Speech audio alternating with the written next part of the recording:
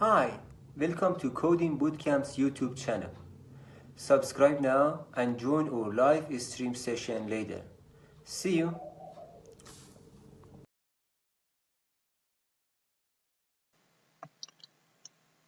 Thank you for your interest in this course, Introduction to Java, a presentation of Coding Bootcamps. Again, this is Java Programming Language Fundamentals, how to write code in Java. A little bit about myself. My name is Jim Sullivan. I am a senior blockchain and software development instructor here at DC Webmakers. As a software engineer, I lead an expert team in blockchain development. I'm also experienced with DevOps, cloud, application development, and the safe agile methodology. I am a blockchain expert as well, and I know Hyperledger, Ethereum, and Corda. There are no prerequisites for this Java course.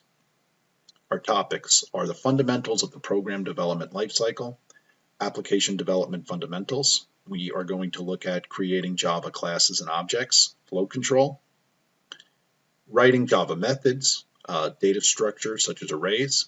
We're going to do a deep dive into classes and objects, and we're going to define classes using inheritance, increase convenience by using polymorphism, and then finally writing to files and streams.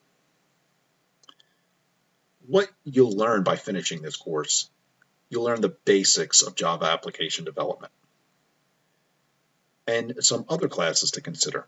Learn blockchain development with Corda, Java programming intermediate level, and then learn Kotlin programming by examples. Again, thank you for your interest in this Introduction to Java course, and please take a look at other courses presented by Coding Bootcamps. See you in the session. Welcome to this course, Introduction to the Java Language. I am your instructor. My name is Jim Sullivan. This course is a presentation of Coding Bootcamps. There are no prerequisites for this course. For our first session, let's take a look at the fundamentals of the programming development lifecycle. For our audience here are those that are new to software development and those interested in computer science. So our objectives here are going to be to learn a little bit about the computer and to discuss algorithms, the difference between source code and machine code, our design, compile, and runtime, software program architecture, and then we're also going to look at integrated development environments. The materials you'll need are just the slides that are presented during this session. So a little bit about computer architecture. Well, there's a lot. This is a broad topic in and of itself, but let's say for here, computer architecture is going to be a set of rules that describe some kind of a functionality, something that will deliver a computer program for us or do some computing for us, follow some rules for us. And also the architecture describes the capabilities of our programming model for our computer. So that's going to be for our case here. And there is an abstract model of computing that's seen by machine language. And machine language really is what runs on the processor for the computer. Maybe you've heard the term CPU. The CPU is a chip. If we were able to look down into a chip, we would see a set of conductors or something that looks like wires, and voltage travels on those wires. And that is really what's going on. As those voltages represent data, and the data is actually processed by our computer. So there obviously is a computer is quite a complex system. So we have the chip, which is the heart of the computer, but we also have the disk, the memory, the monitor, the keyboard. So all of these system designs go into our overall computer architecture or computing architecture. Intel or x86 is one popular computer architecture, and that's the PC, or our typical laptop. Anything that Windows runs on is almost always at least modeled after the Intel computer architecture. So it's giving us that system design that we're so used to with the mouse, the screen, the speakers, etc. For Java, the good news is that we don't really have to worry too much about computer architecture. At one time you did. At one time, anytime that we were engaged in some kind of a programming task, we had to know a lot about the hardware, how the hardware stored the data, how the hardware processed data, how the hardware read data. And that was a big part. And a lot that made programming quite complex, but also it made it less portable because you had to have different versions of the same program to run on different hardware, so it was not very efficient. Here, as we can see that we actually have our Java code. If we look here, we have our Java code, which is what the programmers are going to be concerned with, and also the compiler as well, because we have to make sure that our code compiles. But if we take a look down here, there is a special program called the JVM, or the Java Virtual Machine. And what the Java Virtual Machine is able to do is able to map different hardware back to the bytecode, the compiler, and up to my source code. So that way, no matter what happens, I can write the same Java application using the same source code. The Java Virtual Machine will map all of that for the individual hardware. So I have to have the Java Virtual Machine installed first, and then I actually run my compiler and I build my Java source code on top of that. You may have also heard the term algorithm, and algorithm is a very important term in computer programming. Let's just say algorithm. The word algorithm means solution. So in our case, it's going to be the steps performed to get to a particular solution or to satisfy a requirement. You can see here it says sequence of actions, calculations. All this is true, but really what we want to do is come up with a way, a generic set of rules that when a particular program is written, that those rules are invoked by, say, Java or .NET, and those same business requirements are completed. So an algorithm is the steps to satisfy a requirement or to deliver a solution. And algorithms really are the essential way that the actions to get to the solution are performed. So we hear a lot about, particularly in the finance market, based on market conditions, there are certain algorithms. And really what's happening there is there are a set of steps that the computers are running. They are testing for conditions. If those market conditions exist, or if they are true, they will possibly sell some shares, or they will possibly buy some shares. So again, it's executing and testing some kind of a step and in order to satisfy some kind of a business requirement. Same idea here with calculating employee paychecks. There are a set of rules. There are a set of business rules that a person could do, but we don't always want a person to do it. We want the computer to do a lot of the work for us. So we will actually define those rules and then build a program that actually implements those rules. And also with calculating report cards and printing report cards, we have to identify the business process and the business steps, and then we can actually line by line. Sometimes it doesn't always have to be line by line, but we will set up a program, in this case in Java, to calculate and print those student report cards. So here's an example here of an algorithm. So our requirement in this case is given a list of positive numbers, return the largest number in the list. And this is a way a lot of times an algorithm is written. It's written in something called pseudocode. And this is pseudocode, meaning it looks like a programming language, line by line. And line by line, it often will match up pretty closely to most computing languages. However, it's very generic, so it can be moved.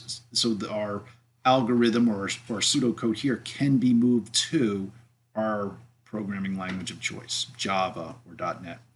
So right here, we're defining some kind of a list. So however that's done in our computer program of choice, we're initializing our variable here called max, and then we're moving through this list. So what it's doing, it's looking, and then it is looking at each member of the list, and if the next member is greater than the current member, it moves the current member to the max, and then it will go through the list and it will return the maximum number.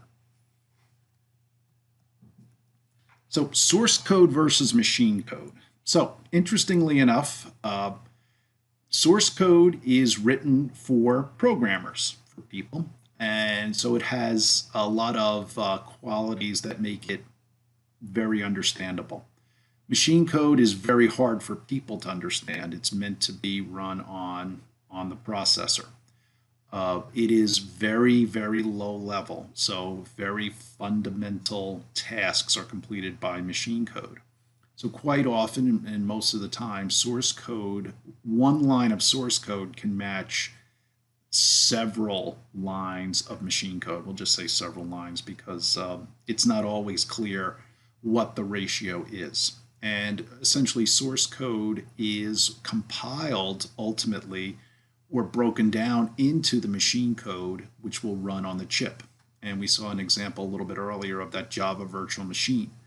That along with the Java virtual machine and the compiler, the source code, the Java code, will be taken and compiled into the machine code for the Java virtual machine. Then it will be further compiled down to code that can execute on that machine's chip. So if it's Windows or Linux or I think we saw Mac OS. So that is the idea with source code versus machine code. The machine code is really just ones and zeros ultimately, whereas source code is going to be commands, keywords, structures, data, and other things. So again, machine code is a set of instructions executed directly by the computer's CPU or processor, and individual tasks are run, and almost all practical programs today are written in higher level languages, and that source code is compiled into machine code. That's absolutely true. Here we can see an example. We can see here there is source code here, and there's just a few lines of source code here. However, we can see here when compiled ultimately into machine code that will run on this machine, we're going to get many, many, many more lines of machine code than we have source code. And this is not even the lowest level yet.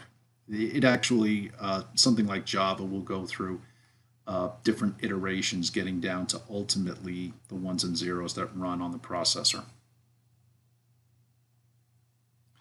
And compile time versus runtime. Let's just say this is design time, compile time versus runtime.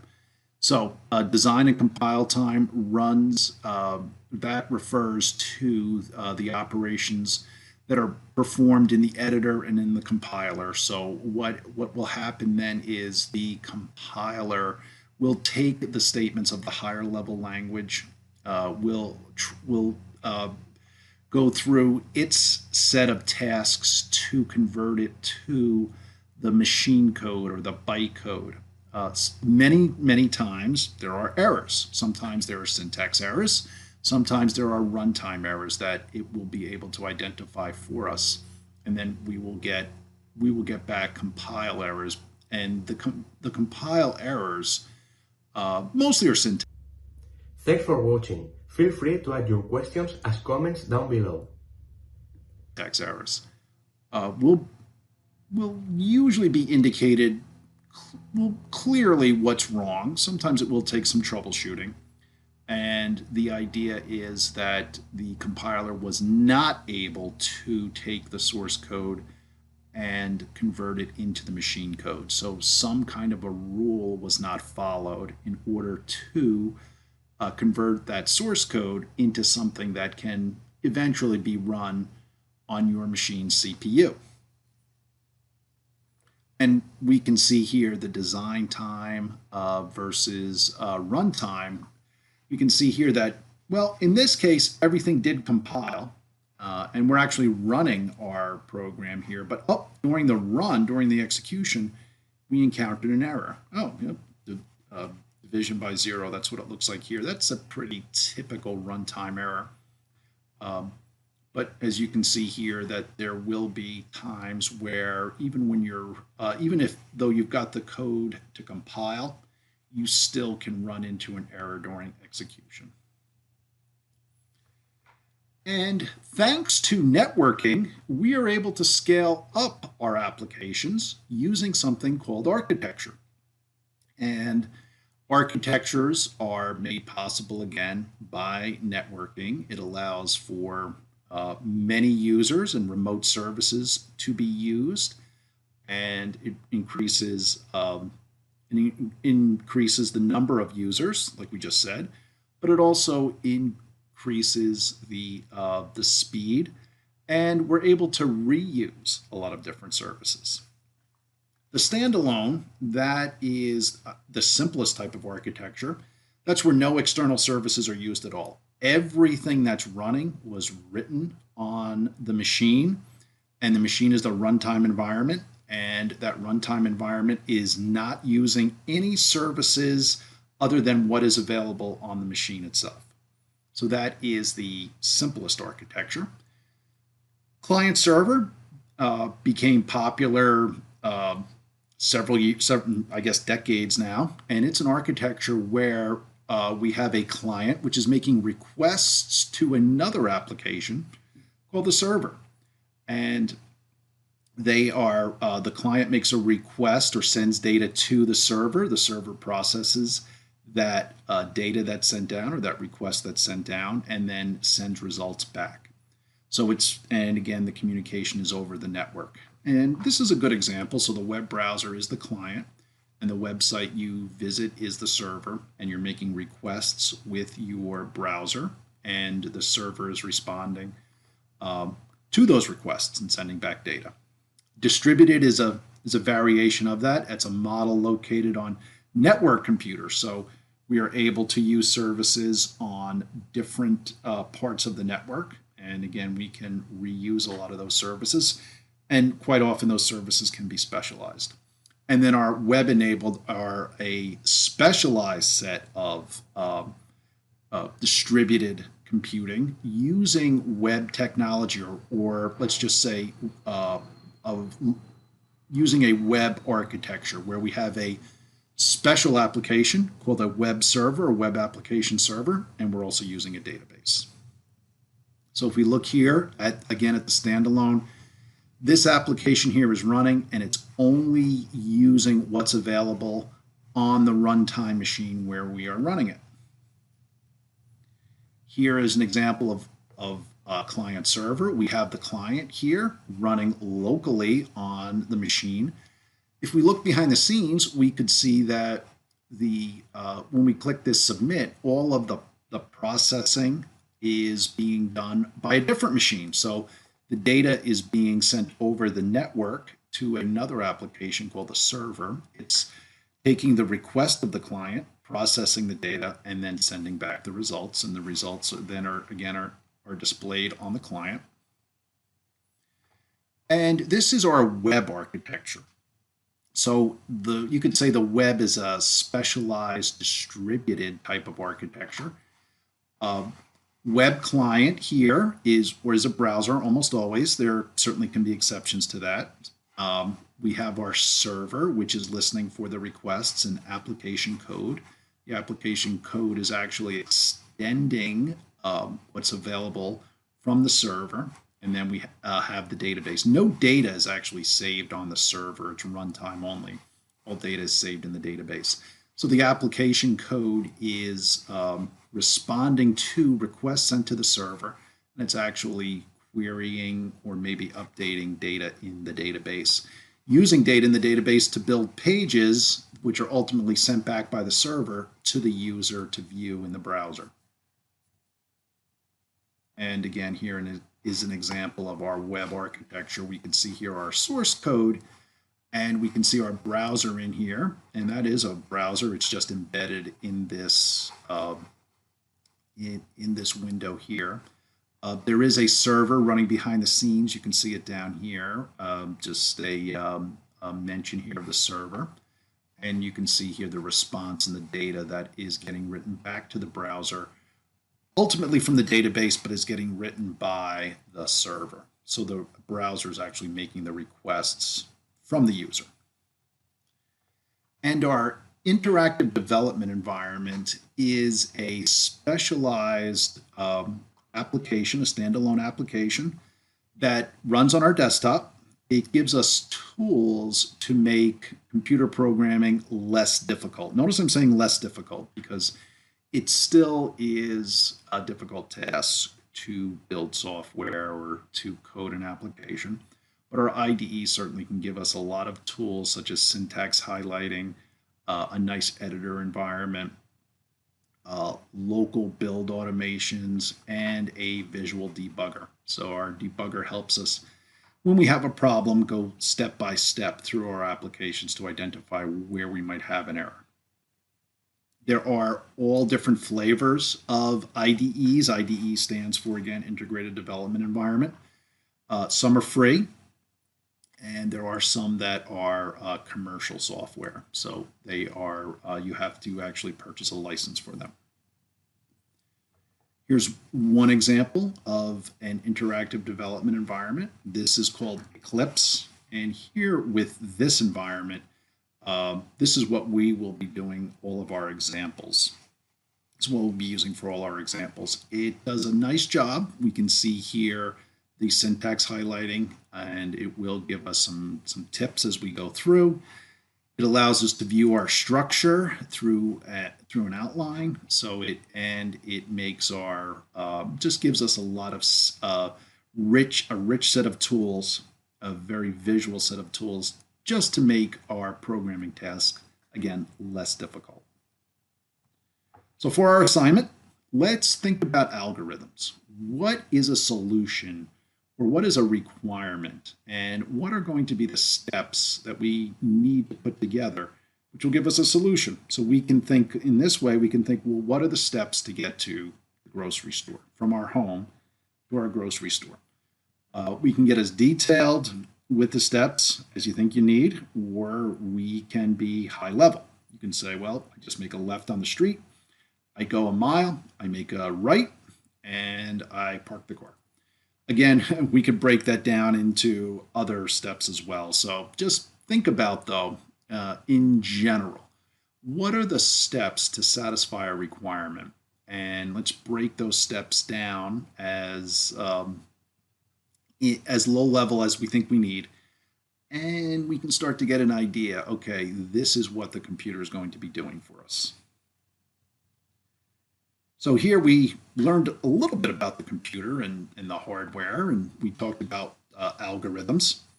We talked about the difference between source code and machine code. So remember, our source code is what the programmers use, and our machine code is what the computer actually uses.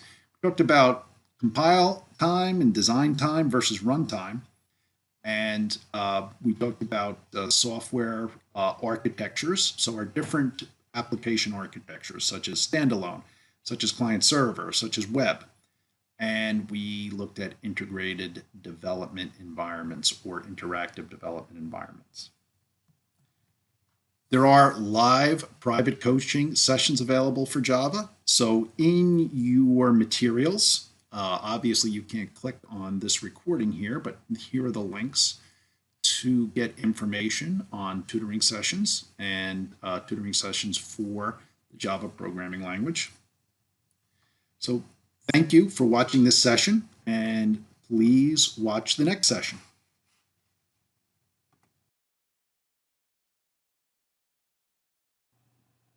Welcome to the second part of our first session, Fundamentals of the Program Development Cycle. This is where we are going to discuss installing an integrated development environment. So there are many different types of integrated development environments, like we discussed before, many of which are free. Others are commercial software where you need to actually purchase the product. In this example, we are going to download the Eclipse development environment for Java. Now, unless you have a specific reason to use a commercial software, Eclipse should be just fine. In fact, for everything that we are going to do in this course, we are going to use Eclipse for all of the examples. So in order to download and install, here are the steps. So first we want to open up a browser and we want to navigate to eclipse.org.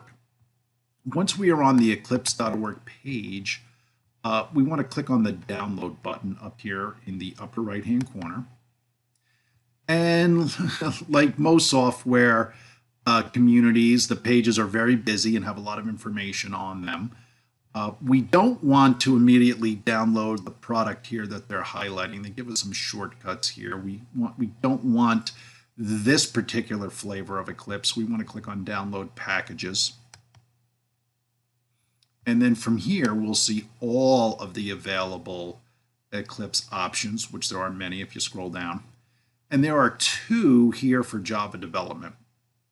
The Eclipse IDE for Java developers is a subset of the IDE for enterprise Java developers. So for this class, we're going to download the Eclipse IDE for enterprise Java developers. As you can see here, this is the one we use for web applications, for data tools, and for other types of Eclipse extended and advanced Eclipse and Java development. Now the other version here is again a subset. It doesn't have as many tools.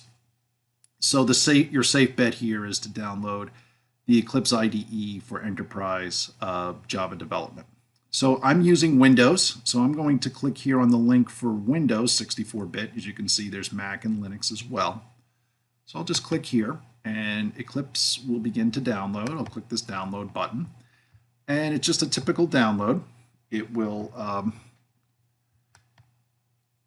just click here in my browser to open when the download is done. What we're going to do is we'll get a zip file. We'll extract the zip file to somewhere on my file system.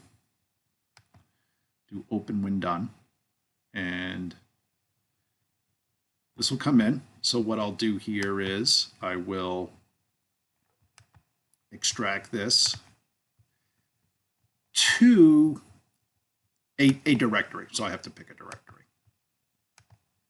So I already have it done. So we can see here when I unzip it, it very quickly unzips. I'll see here executable. This is the executable file that actually runs Eclipse. We can right click on it here and click copy and then paste shortcut onto the desktop. And that's what I did here. I have the shortcut here. So that way I have it a quick area. So what we'll do is we'll double click, and the Enterprise Edition, they call it Eclipse Luna. Now, every Eclipse window needs a workspace. As you can see here, I have 3 workspaces set up. There are different project areas. As you can see here, it's a folder and a file system. So I will need at least one workspace. I can't have several, as you can see. So what happens here is Eclipse will just load up, and before too long, it'll be up on my screen. It'll be loaded and running up here on my desktop. Okay, so here we are, and you can see here we already have some of the files that were already in my existing workspace. If you have enjoyed watching this video, please subscribe to our YouTube channel. Thank you. And just give it a minute to completely load, and you can see here we have different projects. One happens to be a web project, and one happens to be just a plain Java project, a base Java project. So as you can see here, this is going to be one of the early tutorials we're going to go through. This IDE gives us different windows for outlining, so we can see here the structure of our project, gives us syntax highlighting, and other tools are available through this IDE as well. So again, please complete the steps for downloading Eclipse or your IDE of choice. So before we go any further, this again is what Eclipse will look like when we actually get started with it. However, just let me lower this down here. When we first start Eclipse, or when you first start it, when we have an empty workspace, you'll get a screen that looks like this with a welcome screen. All that is a welcome screen. What we want to do is just go to the welcome tab here, and you'll see a little X when you highlight it. When you highlight the X, it'll say close. We just want to click close, and then we'll be ready to go. So again, please let's continue with the lesson, and please continue installing Eclipse, and we will be using Eclipse moving forward.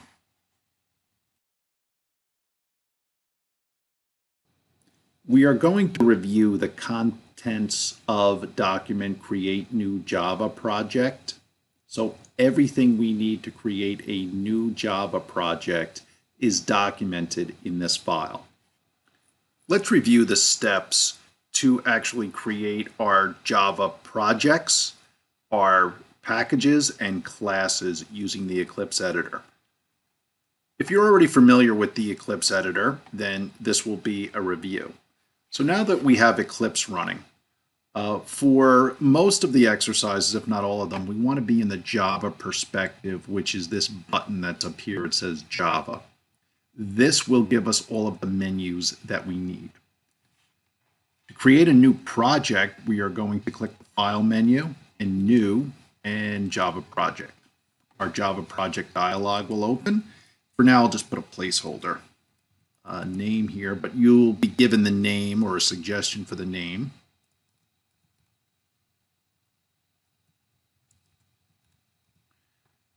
And we'll click Finish. That'll create the project over here in the Package Explorer. What we want to do is expand the new project, and we'll see the SRC folder. So now let's create the package. So our package is really our organizational entity. It does other things, but the container, it's an organizer. We'll select the SRC folder, then right-click and say New Package.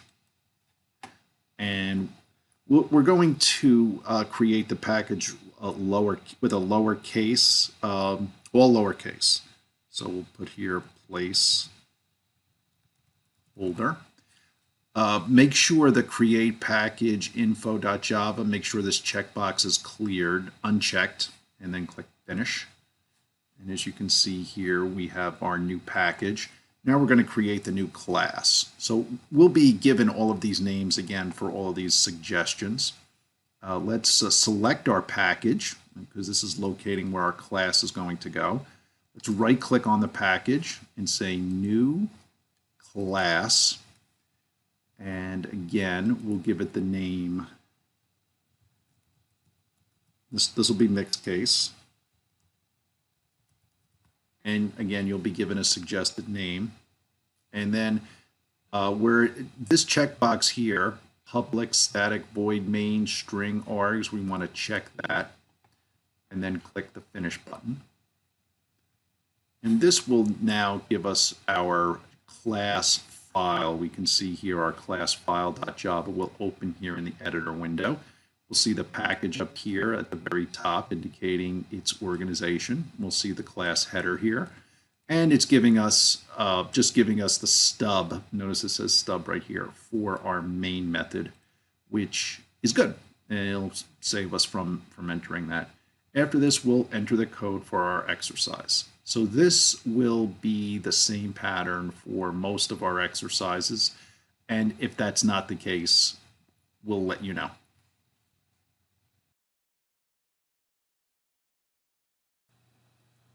Welcome back to this course, Introduction to the Java Programming Language. This is a presentation of Coding Boot Camps.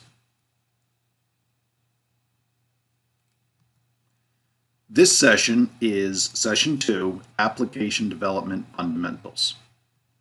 In our previous session, we discussed computer architecture. We discussed the several different tiers or several different structures or architectures of applications. We also talked about the Java virtual machine and how that actually is able to map hardware for us behind the scenes so the Java programmer doesn't really have to worry too much, if at all, about the hardware. And we also talked about installation of your integrated development environment. So in this session, we're going to learn about the structure of Java programming, learn about memory concepts, learn about fundamental data type declarations, learn about fundamental I/O concepts, and learn about fundamental operators, and then we're going to build our first program.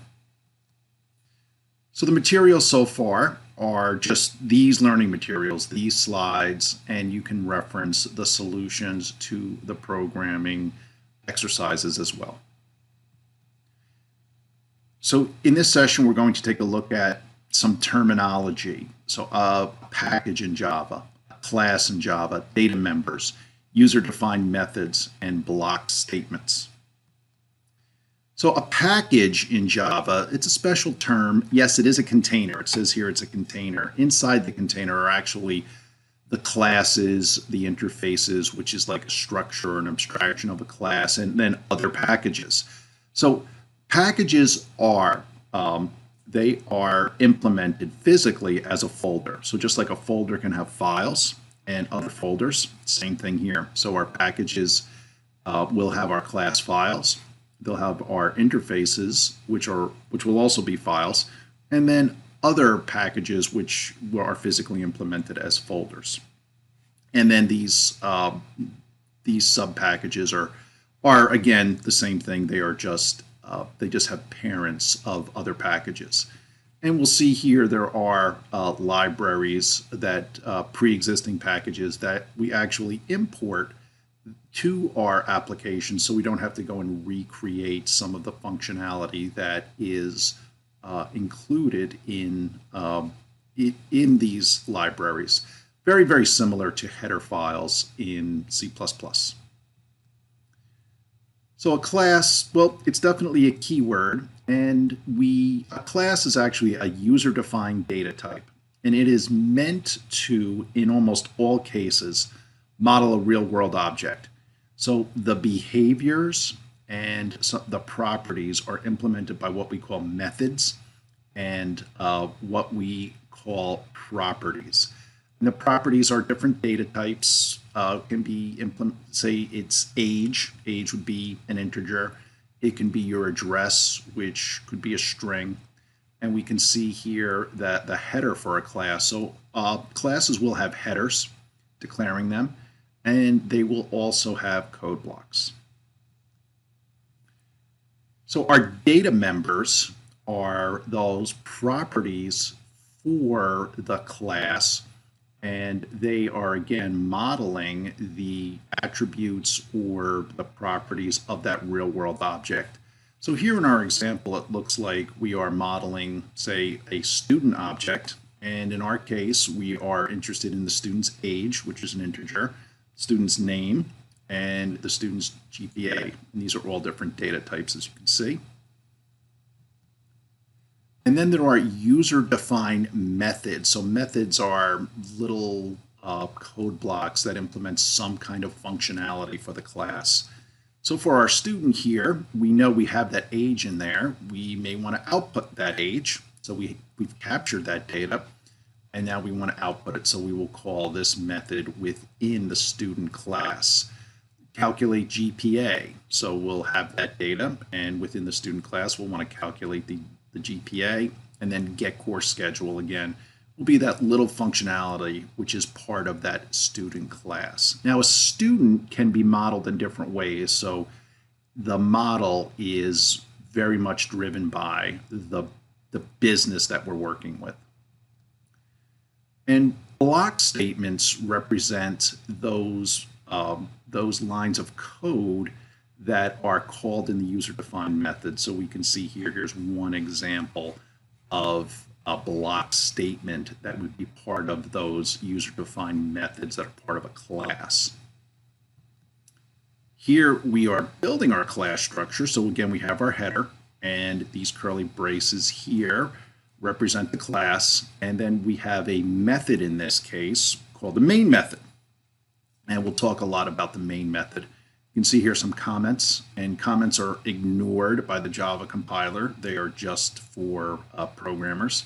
And you can see here our code block here. So we have our class, and then we have our method. We don't have any properties in this particular class, at least not yet. So let's take a step back and take a look at some of the items that we talked about. Number one, let's look up here. We see here in this class file, this is actually a class file, we are referencing our package, and this has to be here. So Java will strictly enforce the relative path or the class path for the class that we're working on.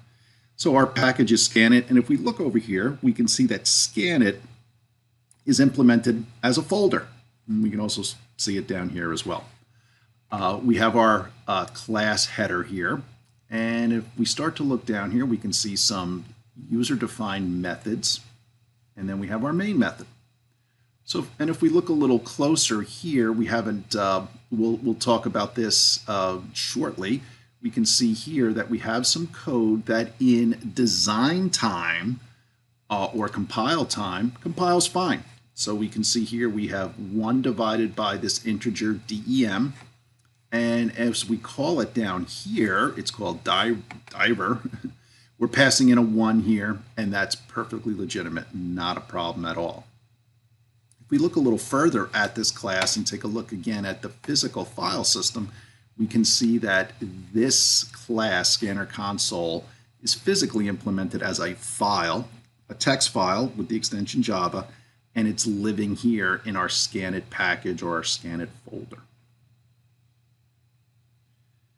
So if we take a little closer look here at runtime, because we talked about the difference between compile time, design time, and runtime, now we have runtime, so we can see that this application is actually executing. However, in this case, we have put a 0 in for our dem integer, which again would compile fine, but actually during runtime, it's going to return a runtime error. So the moral of the story here is just because your application compiles does not mean that you won't have errors during runtime. So again, Java is, just like every other computer language, using the memory of whatever machine that you're on. The JVM does a lot of the hardware management, if not all of the hardware management for us. Java gives us several what we call primitive or basic types. These are out-of-the-box basic types. We have our float, which you can see here is a decimal point. Integer, which has no decimal points at all. Our double, which has this type of precision here, different from a float. A float has a higher precision. What we call a string, which is characters here, which are just really printed to the screen, however you can compare the two. A Boolean, which is a true or false, a char data type, which is 1 character, and then a byte. So all of these are mapped to the JVM, and then the JVM takes care of it for us as far as putting these variables, these data types in memory, so we don't have to be concerned with it. Java is a very strongly typed language, so every variable requires some kind of a data type. And these data types actually help us with efficiency. So all of these here you could see. Thanks for watching. Please like and share this video. Require different sizes of memory, and this actually makes the memory more efficient and the running of our program more efficient. So local variables can be declared within methods. They must be declared and initialized before they are used. Class and instance variables can be declared anywhere and initialized to defaults. So initialization is always big. We have to think about when we are modeling real-world objects, when we want to initialize and what the initialization should be. Every object has some kind of a beginning state. Multiple variables of the same type can be declared on a single line. So you could see here, instead of int I and then another line int j and then another line int k, we're saying int ijk right here in a single line, which can make the somebody else looking at our program can make it easier to read, certainly.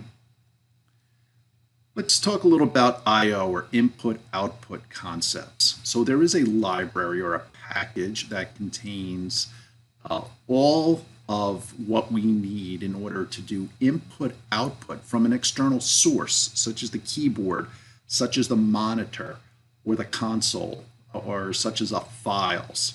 And that could be opening a file and reading from it, or opening a file and reading to it. So all these streams represent some kind of an input source, such as the keyboard, such as a file, or an output destination, such as the console or the monitor, or a file. And a stream, in this case, is defined as a sequence of data. There are input streams, and there are output streams. We can see here again the source, the program, and the destination. So if this is the keyboard, we have the program which is taking the data from the source, and then it's processing that data from the keyboard and then either outputting it or using it in some kind of calculation, eventually outputting it in most cases. Java byte streams are used to perform the output of 8-bit bytes. So again, this is a specialized type of functionality. The most frequent classes used are file input stream. So this is actually a class that the I/O library gives us. So there's file input stream and file output stream. And let's take a look here. So we can see we're importing Java I/O, which gives us essentially packages of reusable classes. You can see here we're declaring our type here, CIN, as input stream. And because we may get something from the keyboard which is error, right? We could pass in something invalid from the keyboard. We use this try so we can handle the error. We'll talk a little bit about that in upcoming lessons. But you can see here we do the input stream, and in this case we're taking characters in from the keyboard, and we're actually instantiating this new keyword. Means we're taking input stream and then we're creating a specific input stream that we're calling CIN. And CIN goes into its own section of memory. We're outputting some instructions to the user, and we're making our declaration. And here we're actually reading from CIN. We're doing what's called a cast here. So we're taking whatever's coming in, we're casting it as a character, and then we're going to output it again right away. Back to the console, and we're using what's called a do-while loop or do-while block here. You can see here that we have a block, and then a condition is evaluated. Well, was the character a small q? If not, keep going. That's what that's saying there. And then there's a finally here where we actually close the variable, so we take it out of that memory that it's in. And here's the output from what we just saw. Right here, so our characters, as long as we don't have Q, we can go through whatever character we put in, Java will output that character back to the console. Let's Let's take a quick look here at our operators. So the operators are really exactly the same as they are with C++ or .NET. In this case, if we say that uppercase A equals 10 and uppercase B equals 20, you can see here the plus. So if we add them, gives us 30. If we subtract A from B, we get, in this case, negative 10. Be careful, make sure you see that. If we multiply these two, we get 200. If we divide it this way, B divided by A, we'll get 2 back. Now this is the modulus, sometimes called modulo, actually does division, but the output of modulo returns the remainder. And that's useful a lot of times if you want to test for a zero remainder. If it's a zero remainder like this, they are multiples of one another. But if a remainder is returned, we can actually do a lot with that. There's a few ways to increment, few ways to decrement. You might see it done different ways, but in this case, there are either the plus is either on the right or the left. Sometimes the way you structure your program, you may have to put it on the right, and other times you have to put it on the left. Try not to be too concerned with that. You may just have to test it and make sure that it's working as expected. But you can see here the whole idea with increment and decrement is to either increase by 1 or decrease by 1. And this is really useful because when we're looping through and we want to count how many loops we iterate through. And here is where we're testing certain conditions for true or false. So again, we have our uppercase A equals 10, uppercase B equals 20. The double equals here means equal to. I know it says double equals because single equals is assignment, so our double equals. So they're not equal, so this will return false. A is not equal to B, right? That's not equal, so that returns true. A is not greater than B, so that returns false. A is less than B, that is true, so it'll return true. And a lot of times these comparators are used in if statements. They could be used in other types of structures, but you'll see them almost always used in if statements. A is greater than or equal to B returns false, and A is less than or equal to B returns true. So here we're going to create a program by typing it into the text editor. Hopefully you have Eclipse already downloaded and set up. But before that, we're going to take a look at just using Java through the command window. So this is not really done all that much, just really done in teaching. The command for Java to compile a Java application. So notice we have remember our class file is a file that with an extension .java. We call javac on it, and that compiles it. And then to execute it, we type Java space, and notice no extension here because it creates a class file, and we don't use the class extension on the class file. And a class file is actually the compiled version of our of the class of our source code class. So when we create our Java program here, we need an editor, whether it's Eclipse or whether it's just a simple text editor. We have to start with our class header, and then we have our main method again that does something.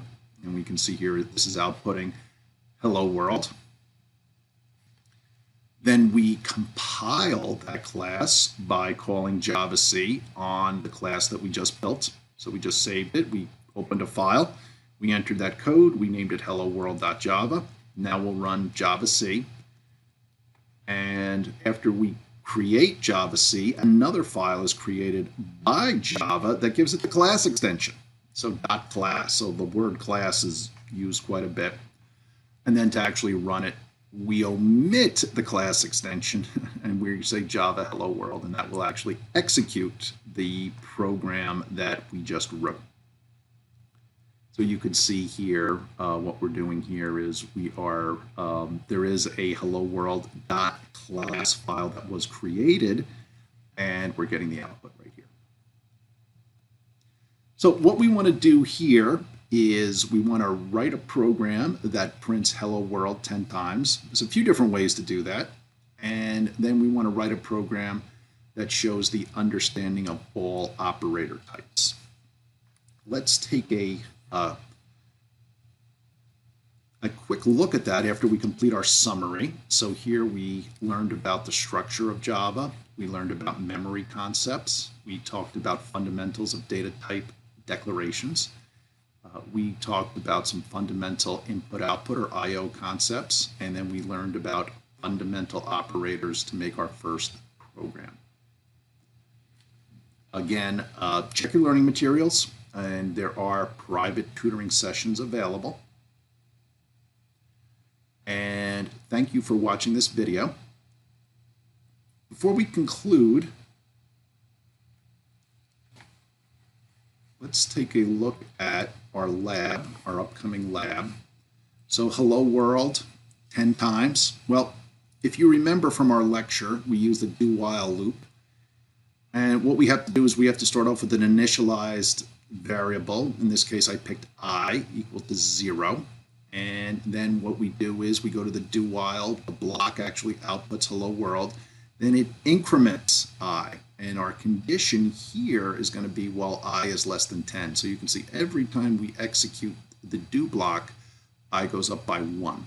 And the output from this is going to be, it's going to print hello world 10 times. Another way to do that is right here. We can just simply use the system.out.println hello world. That works also.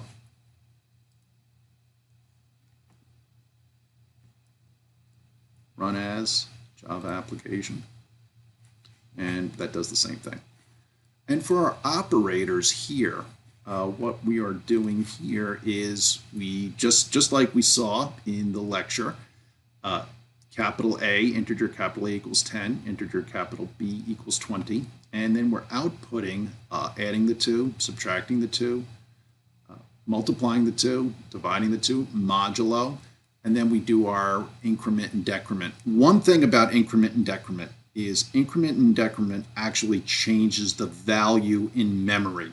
So if coming down here, all we were doing was outputting the operation, A and B retained their value.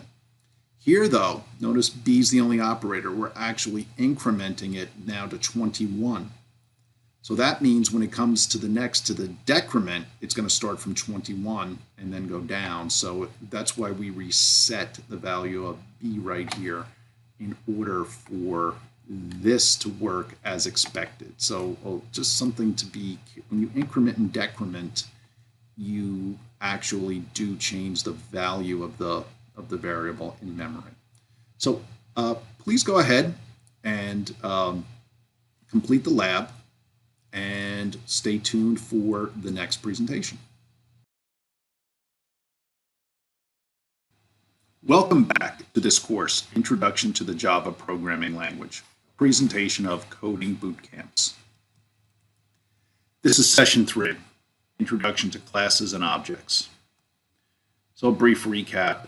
So far we've covered computer architecture. We've talked about architectures of applications, installing our IDE. We took a look at classes, very basic classes, main methods, and adding code to main methods. So now we are going to discuss in detail classes, objects, and methods, objects and instances, declaring and instantiating a Java object, declaring methods, the get and the set methods. So these are very, very similar to what you've used in C++ and .NET and other languages. Initiating objects with constructors and primitive types and reference types. Materials are just these PowerPoint slides. So what is an object? So an object is actually a specific type based on methods and attributes that we define, and we define them through the modeling of a real-world entity. So if you think about something like a car may have a color, a car may have the number of doors. we think about the data that we need, also the behavior we need, and we build the attributes as data, and we build the methods as behavior, or we build the methods as some type of functionality. We can see here other actions as well. So an attribute is that descriptive part of the object, so it could be the name. Thanks for watching. Feel free to add your questions as comments down below. It could be a size, could be a color. An event could be some type of interaction between other objects and the user. Even a click of a button can be an event. So what is a class? A class is that user-defined type. It is a model of a real-world entity, and we look to define that real-world entity through properties, such as data, different integers, different booleans, different strings. Certainly a person can be a class, and what we would do is we look to model that person in the way that we need them modeled, maybe with a name, maybe with a certain identification number. Same thing again with the car class. We look to model the car class in what we need, possibly the color, possibly the make. Is it a truck? Is it more of a four-door? Those are the things that we would need to work with our application architects to develop. So what is a constructor? Constructor is a method in a class. There's always a constructor, even if one is not specifically defined. There is what we call an implicit constructor there. A constructor is that special method. It's named the same name as the class, and it is there to initialize data and other properties that we might have. So it is the first method to run as soon as a class is instantiated. So we can see here, what is a class? Well, again, in this case, you can see it's a model of a real world object, in this case, a dog. And we have some attributes that we will need that are certainly the dog attributes that we think we're going to need. And it has some methods, so some dog behavior that we think we are going to need.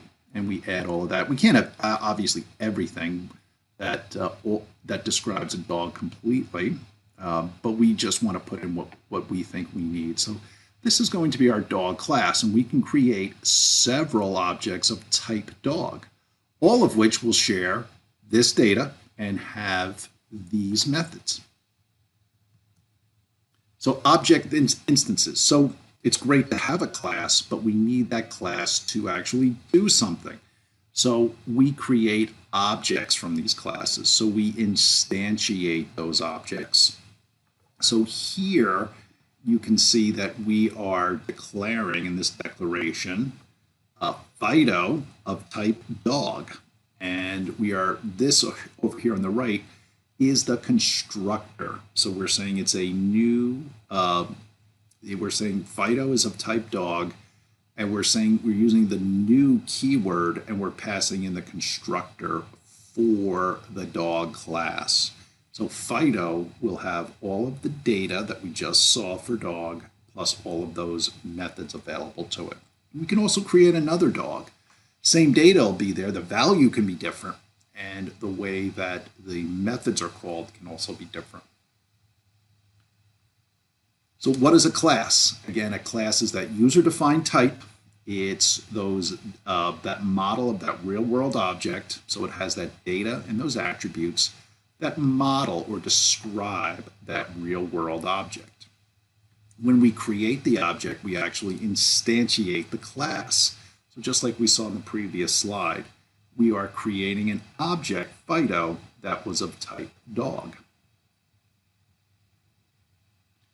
Here is the declaration of methods within a class. Notice I'm saying we're declaring a method within a class. So we're just seeing here the method. So we're not seeing the rest of the class here. A method has a header, and it also has visibility. So almost always public or private. It has a return type. There's always a return type. If the method doesn't return any data, we would have void there. It has the method name, And then it has the parameters in parentheses. And each parameter has a type, like we talked about. And then we have these parentheses where we add the code block for our method. The only required elements of a method declaration are the return type, which we'll have to have there, the name of the method, that pair of parentheses, either with parameters or no parameters, and then the curly braces for the code block. So more generally, methods declarations have these 6 components. So there is some modifier or visibility, so public or private, and we'll discuss that shortly. Again, there's some kind of a return type. If nothing is returned, it would be void. The method name, which we just saw, the parameter list in the parentheses, and if there are no parameters, we have the empty parentheses. Exception list, so we'll talk about this later, but we can anticipate certain errors that can be introduced, and we can actually trap those errors and manage those errors, so we can have the application be much more robust as far as the user and as far as the system that it's running on. So, and we can handle that error. And then also the code block that goes between the curly braces. So this is what we are going to be doing for methods when we add our methods to our classes. Later on, we will take a closer look at methods in the exercise. So our next video is going to deal with something called encapsulation. Welcome back to this course, Introduction to the Java Programming Language, a presentation of coding boot camps. In this brief video, we are going to talk about the object-oriented programming concept of encapsulation. Encapsulation is one of the 4 fundamental object-oriented programming concepts, along with inheritance, polymorphism, and abstraction. Encapsulation in Java is the method of wrapping the data or the variables or the attributes in existing code or methods, everything together as a single unit. So everything is encapsulated within a class. So with encapsulation, variables of a class will be hidden from other classes and then can only be accessed by instantiating the class and then calling those methods to return the data on the class. So I guess sometimes it's called data hiding. There are what we call gets and sets that are actually used as access points within the class to access the data. So there can be a getter method that actually returns the data from the object. And then there also is an attribute that is a setter, which actually sets the data. So these attributes are private to the class. Only the class has control of them. And we access it by instantiating the class and setting or calling getter on the data that we need to work with. So here's an example right here. We have our private data within this class right here. You can see there are 3 attributes here, and they are set to private. So sometimes this is called visibility.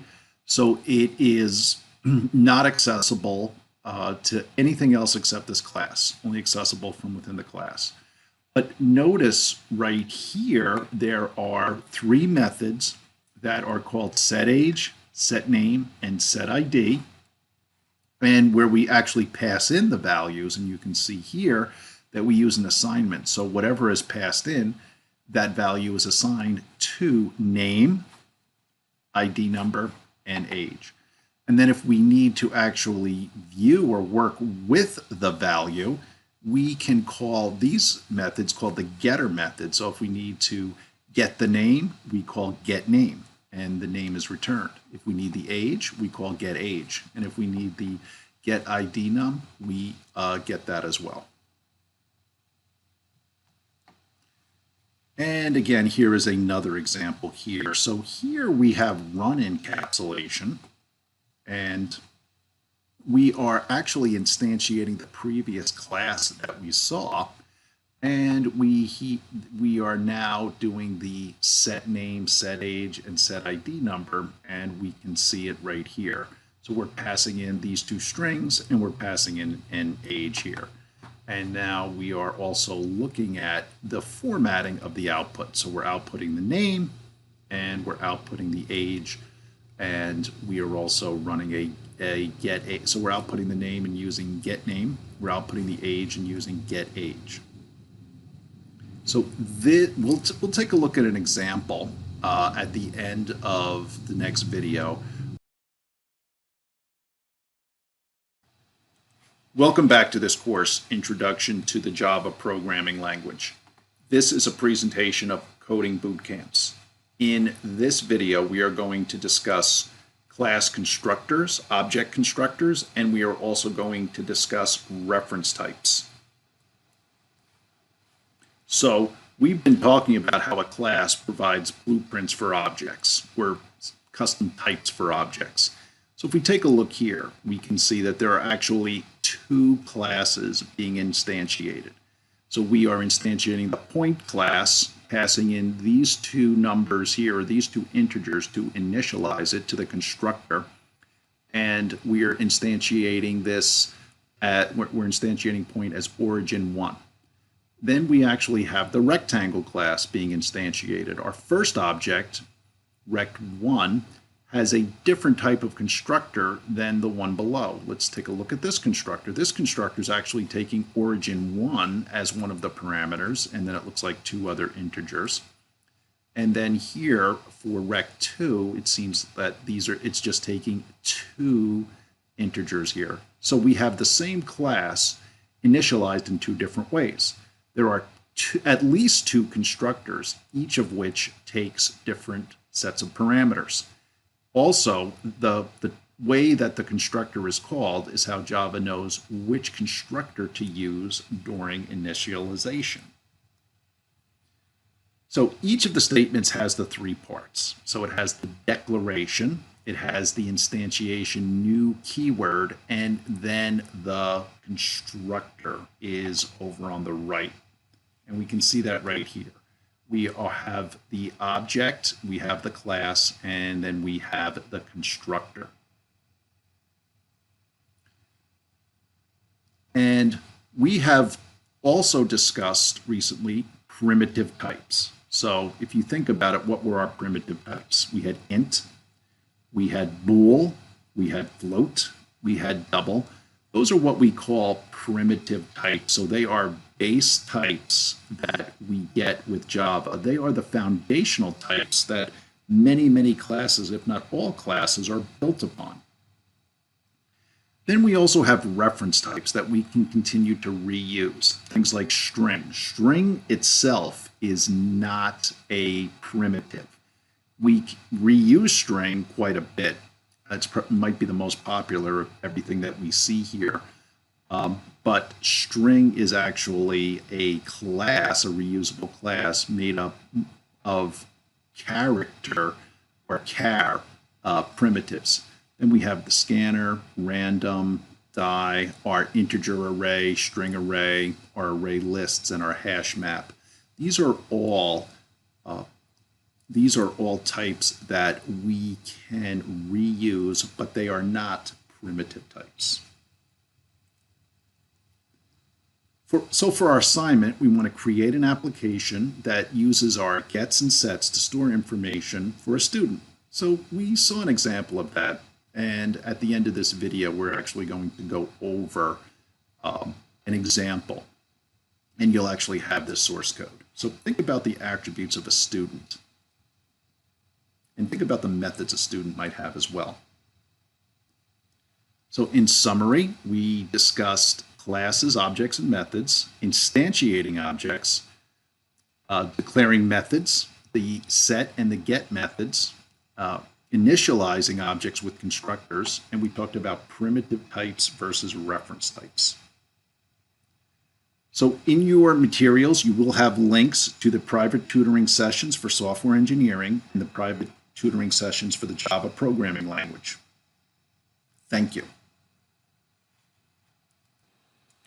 Let's take a look at an example of the assignment that we have. So they want us to use encapsulation for a student class. So we are encapsulating. Thanks for watching. Feel free to add your questions as comments down below. This data here, we see the private visibility on name, ID number, age, and status. And you can come up with additional properties or additional attributes for student, but in this case, we're just going to limit it to what we have here. And these were, since we're using encapsulation, we want to use the sets and the get methods. So these are the methods we are using for the student class so far. We have the set age, set name, set ID number, and set status. We also have gets. So we have the get age, which returns an integer. We have the get name, which returns a string. We have get ID number, which returns a string, and get status, which also returns a string. So you can take a look there. And we also have two constructors. And these two constructors initialize the student class in different ways. Let's come down here to our main method. And the first thing we're doing here is we're instantiating student. We're creating object myStudent. And the constructor we're using is going to be the constructor where we pass a string. So this is what we're going to do. So we're essentially going to initialize status here in the constructor. Then we are going to call on myStudent. We're going to call set age, and it takes an integer. So we're going to pass in an integer. We're going to call then set name on myStudent, and the set name takes a string. So we see here the double quotes. So we'll pass in the student name, and then we're going to call set ID number on object myStudent, and that also takes a string. So we're going to pass in this string here as our ID number. Now we want to get the data. So as far as encapsulation, this data is only accessible to the student class. So what we're going to do is use the student class or use the student object. So now we're going to, in order to get the age of the student, we already have instantiated myStudent, where we've instantiated student with and created object myStudent. So we're going to call getAge on myStudent, and getAge returns an int. We can see it up here, returning an int. So we need an int here in order to return the data.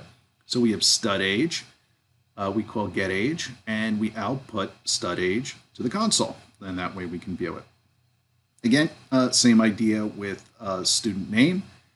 On object myStudent, we call getName. GetName returns a string, so we're returning to a string called studName, and we're outputting studName to the console. GetID number.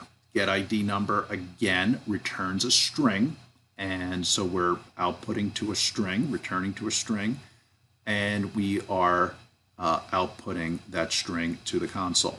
And then finally, get status. We want to get the status whether the student is new or a returning student. So we know that get status returns a string. We can see it here. So we need to return it to a string that we call stud status. And then we output stud status to the screen. Notice there's no set status because we're doing that here, implicitly doing it here through the constructor. And we have our object over here. Our project. We created our Java project. We have a package called student, which we all see here at the very top of the class file. And here's our class file. So let's select our class file, right-click, and do Run As Java Application. and then we'll see here the output. So we're getting our output here, which is the student age, which is 19. We're getting back the student name, which is John Doe. We're getting the ID number, and we are getting the status that was set from the constructor. So please take a look at the lab, extend it if you have any ideas to make it better, and also stay tuned for the next session.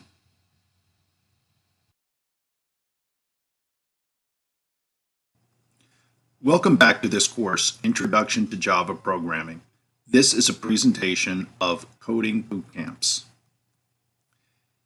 This is session 4, and we are going to discuss flow control. This session will be broken into 3 separate videos.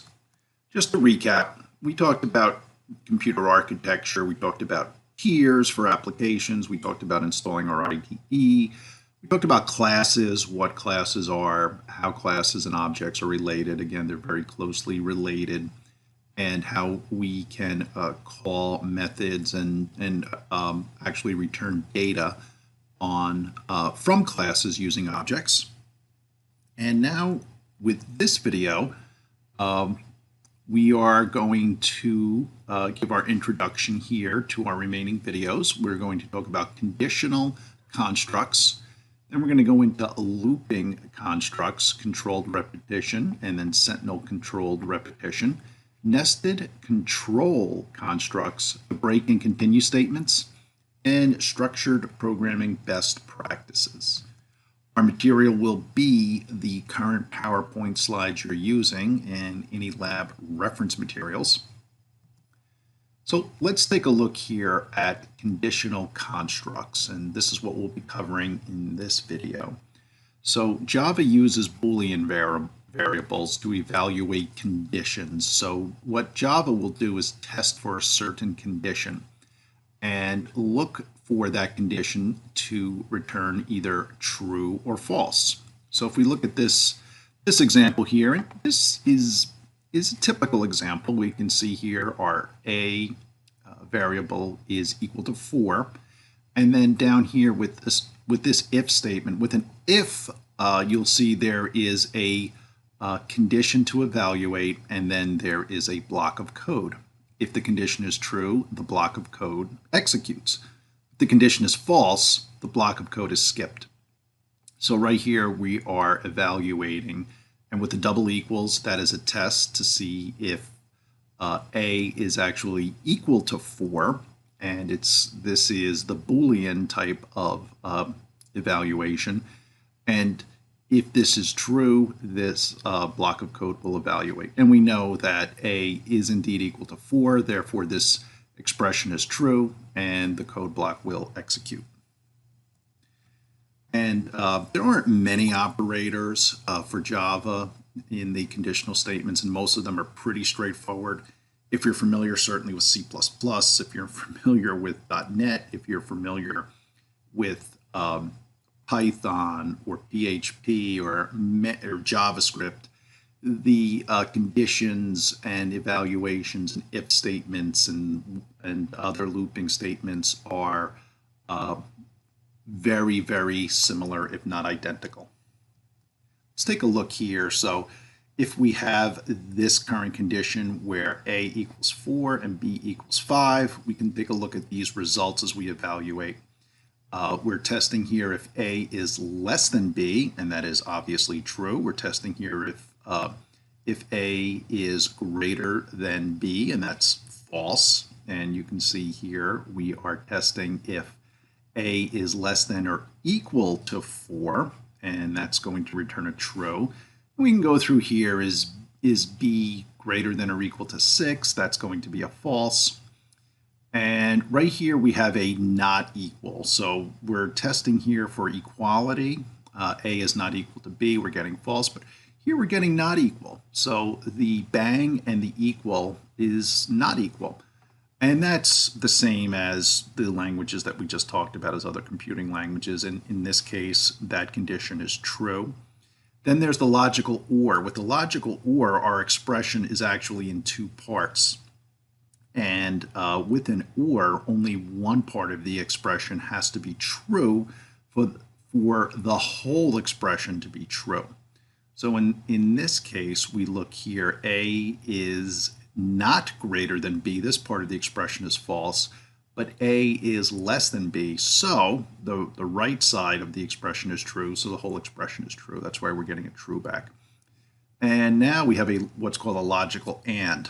And with a logical and, the whole expression must be true in order, or both sides of the expression must be true in order for the whole expression to be true.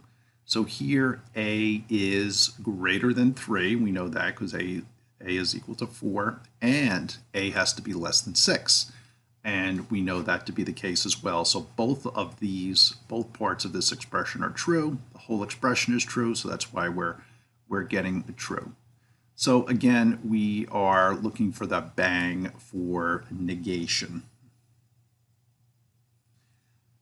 And then we have the if then else. So we briefly talked about what happens if our if expression, the expression we have in our if block, is false. The code block immediately following the if expression is not executed. We can have an optional else statement so something will run then. So here, if this expression returns false, the first part here will be skipped, but then the else will execute. If it were true, the first part of this if block would execute, and the else would be skipped.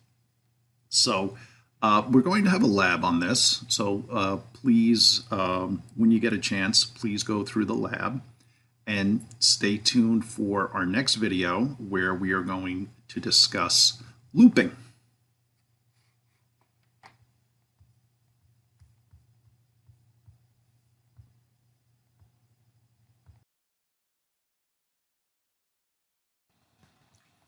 Welcome back to this course, Introduction to the Java Programming Language. This is a presentation of coding boot camps. So with this session, session 4, we've been talking about flow control. In the previous video, we discussed conditional flow control. In this video, we are going to discuss loop flow control. So with Java, Java supports two families of loops. There is the for family and the while family. And these are very, very similar to loop constructs in C++, C, .NET, Python, many others. For the for loop has the header and it has the code block between the braces. It has 3 sections here, so we can see these semicolons dividing up these 3 sections. So let's discuss the sections. So the first section is the initialization of the loop. So we initialize here an integer for counting, and we initialize it to 0, so the iterations of the loop are going to be 0 indexed. The second section is the gatekeeper, and if the second section is true, the statements in the code block continue to run, so we continue to loop. If false is returned for this condition, then the application exits the loop. And the third statement is the counter, so it's counting how many iterations of the loop have run. So in this case, it's going to increment by 1. So it's going to start with I equal to 0, which makes this the gatekeeper statement true, and then I is going to be incremented by 1 every time we execute the code block. So this will run 4 times. As soon as I is greater than 3, the loop will be exited. And then we also have the while loops. So the syntax again is very similar. We've actually worked with this a little bit in some of our previous labs. It's again very, very similar to .NET, C++. The while loop has a condition, and the code block will execute continuously while the condition is true. So as long as this condition is true, the code block will continue to execute. As soon as the condition becomes false, the application will exit the loop. There's also a do while loop. And a do-while loop is almost like an upside-down version of the while loop. Here, the code block runs first, and then the condition is evaluated. So, and again, the code block after do will continue to run as long as the condition in the while statement is true.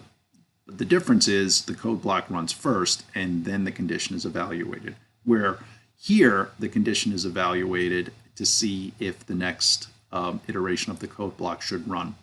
And again, these are very, very similar to other programming languages. If you have enjoyed watching this video, please subscribe to our YouTube channel. Thank you.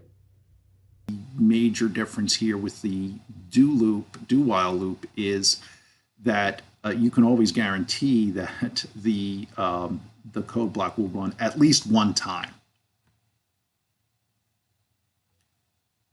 And there's also a variation of the for loop. It is called the for each. And this is used for iterating through data structures. So we can see here we have an array, an integer array, which is a data structure, and it's called ARR.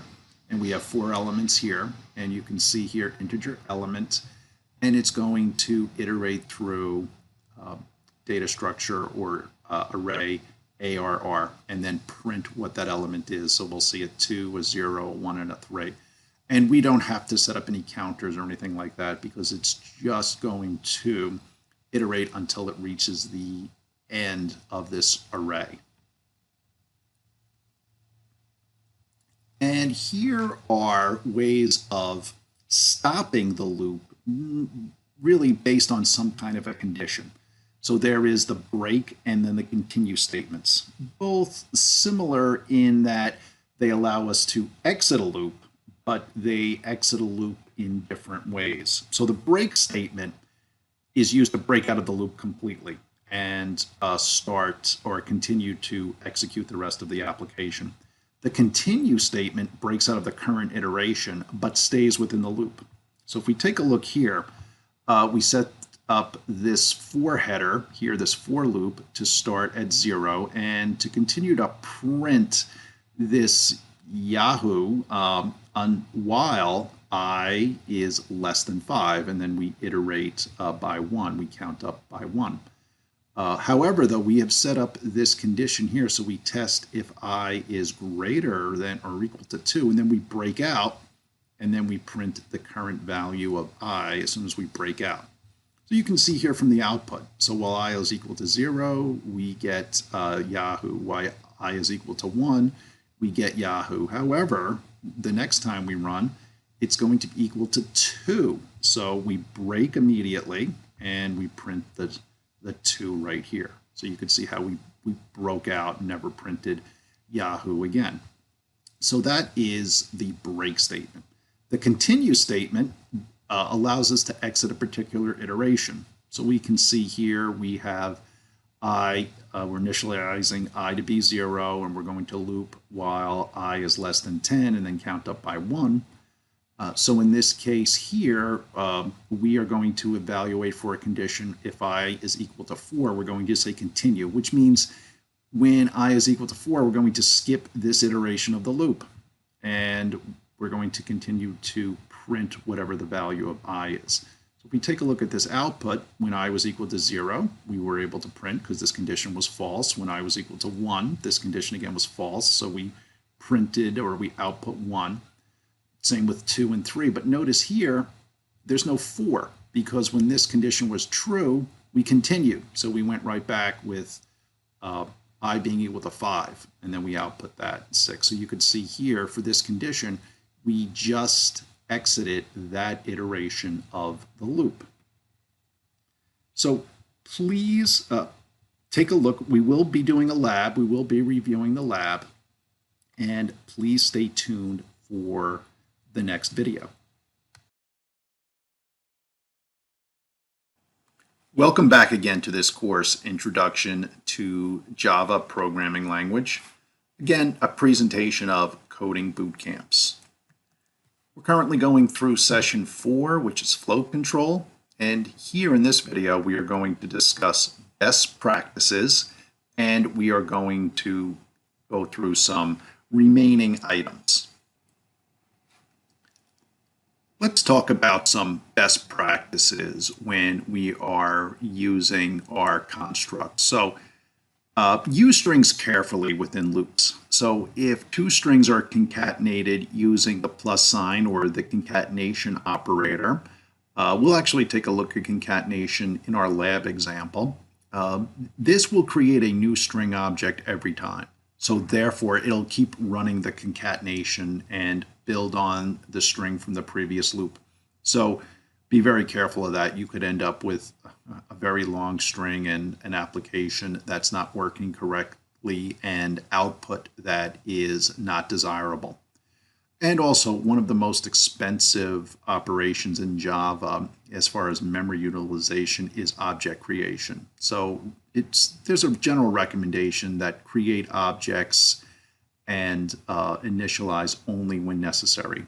And also, never create an object within a loop, because you'll either get an error message or you'll get many, many more objects than you will intend to have. Let's take a quick look at our assignment. So here you can see that we want to use our if statements or if else if statements or other approaches where we are evaluating the value of age, and then we're outputting a message. So we are going to take a look at that.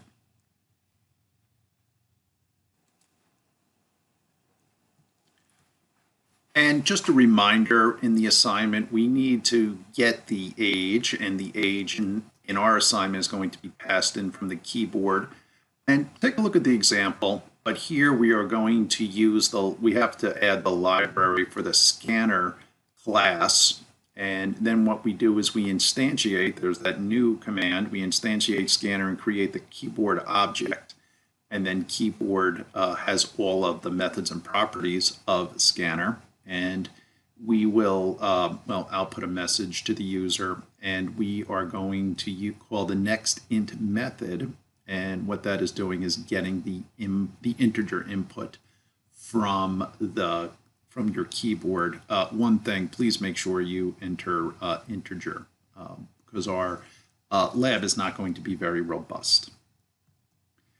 Our summary here, we looked at conditional constructs with ifs and if-elses and elses. We looked at looping constructs, nested control constructs. We looked at break and continue statements, and we talked about some best practices.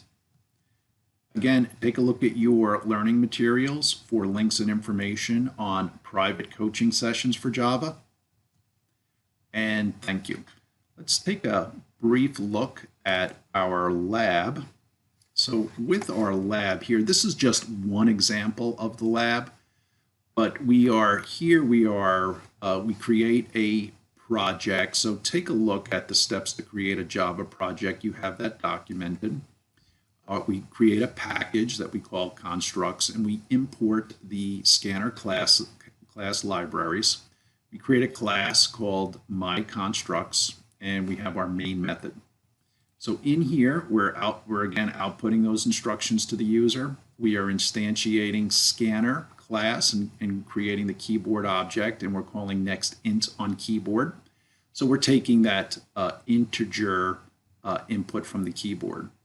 First block here, we're evaluating whether it's equal to 4, and we are outputting a message. If it's true and equal to 4, we're outputting the message. Else, we are outputting the message that the input is not equal to 4. And we're using that concatenation here in both with the plus sign that we discussed earlier in the video. Now here we are looking for the age input. So again, we get that input from the keyboard, and if it's less than 16, we can't drive. And then we are testing here. We do it else if. Notice this is else if. So it's the block is going to continue if this statement is false, it's going to go to the else if there is indeed an else if. It'll evaluate that statement, and an else if needs a statement. If this, again, we use a logical or here, and if either one of these statements in the or are true, then this statement is true, and we'll get this part of the code block will run. And then we just come down here again, and this time we're using the logical and. We're seeing if my int is between 18 and 24 and outputting a message, and then else if we're evaluating this condition. If the age is greater than 25, we're outputting this message. And we're going through our loops, so different loops based on that same keyboard input. So we are going to be counting through the loop and outputting, in this case, just outputting the current iterations. And then these sections here are just divided up by this console output. And we have our while loop here, and we have our do while loop, so you can get some work with the difference between those. Then we're going to work here with a break. So we are going to set up a loop to loop initially with the header to loop 5 times. However, if when we get to the iteration where z in this case is equal to 2, we will break out of the loop. So we'll see the output there. And then we are going to use the continue statement. So what happens when the condition I is equal to 4? What happens there? You'll see the output. And then we are calling close on keyboard to delete the object from memory. So let's run this. So we'll right click here on the Java class file, do run as Java application. And in this case, we'll put in 18. And then we'll see the output here.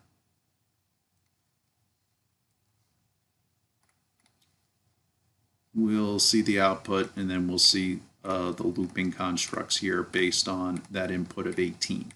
So take a look at this. I know this is a little long, but the idea here is to cover everything we've covered. You can actually add this code one section at a time.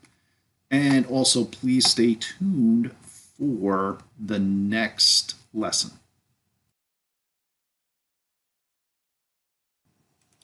Welcome back to this Coding Bootcamp presentation of the Introduction to the Java Programming Language. This session is session 5, where we talk about writing methods. So a brief recap: we've covered application tiers, we've covered computer hardware, we've covered installing our IDE, creating classes, instantiating classes. We looked at conditional constructs, we looked at loops, and now we're going to actually talk about our methods.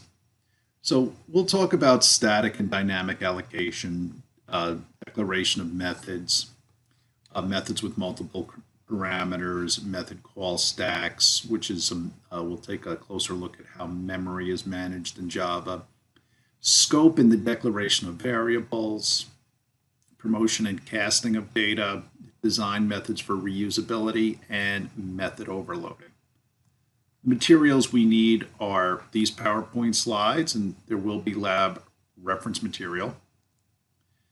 So previously we've talked about modifier types, the return types of methods. We talked about the parameter list in those parentheses, and what goes in the body of a method. And here we are going to talk about modifying a class or adding that functionality to the class. So how do we want to pass parameters into a class? How do we want to write a method that takes a parameter or a list of parameters? And we know that those parameters go in the parentheses of that method. And if you want a method to return multiple parameters, how would we structure that, and how would we actually set up a declaration where different types of data are passed into our methods? Well, here we can see that you can actually do something, and I'll introduce a term now called overloading methods. So we have a class and we have three methods, all the same name, but notice here they are taking different parameters. So you can have methods of the same name, provided that they have a different parameter list. And obviously, most likely these would have different code blocks and perform slightly different functionality. So this is one way we can modify a class, have similar functionality, but we can modify that functionality by how we pass in parameters and the code block, how those parameters are actually processed. So stay tuned for the next. Thanks for watching. Please like and share this video. A video where we talk about the method call stack. We'll actually have some work with these methods in the lab, so also stay tuned for our lab review video, which will be near the end of this session. We'll actually look at how we can modify different classes with methods and also methods that are overloaded.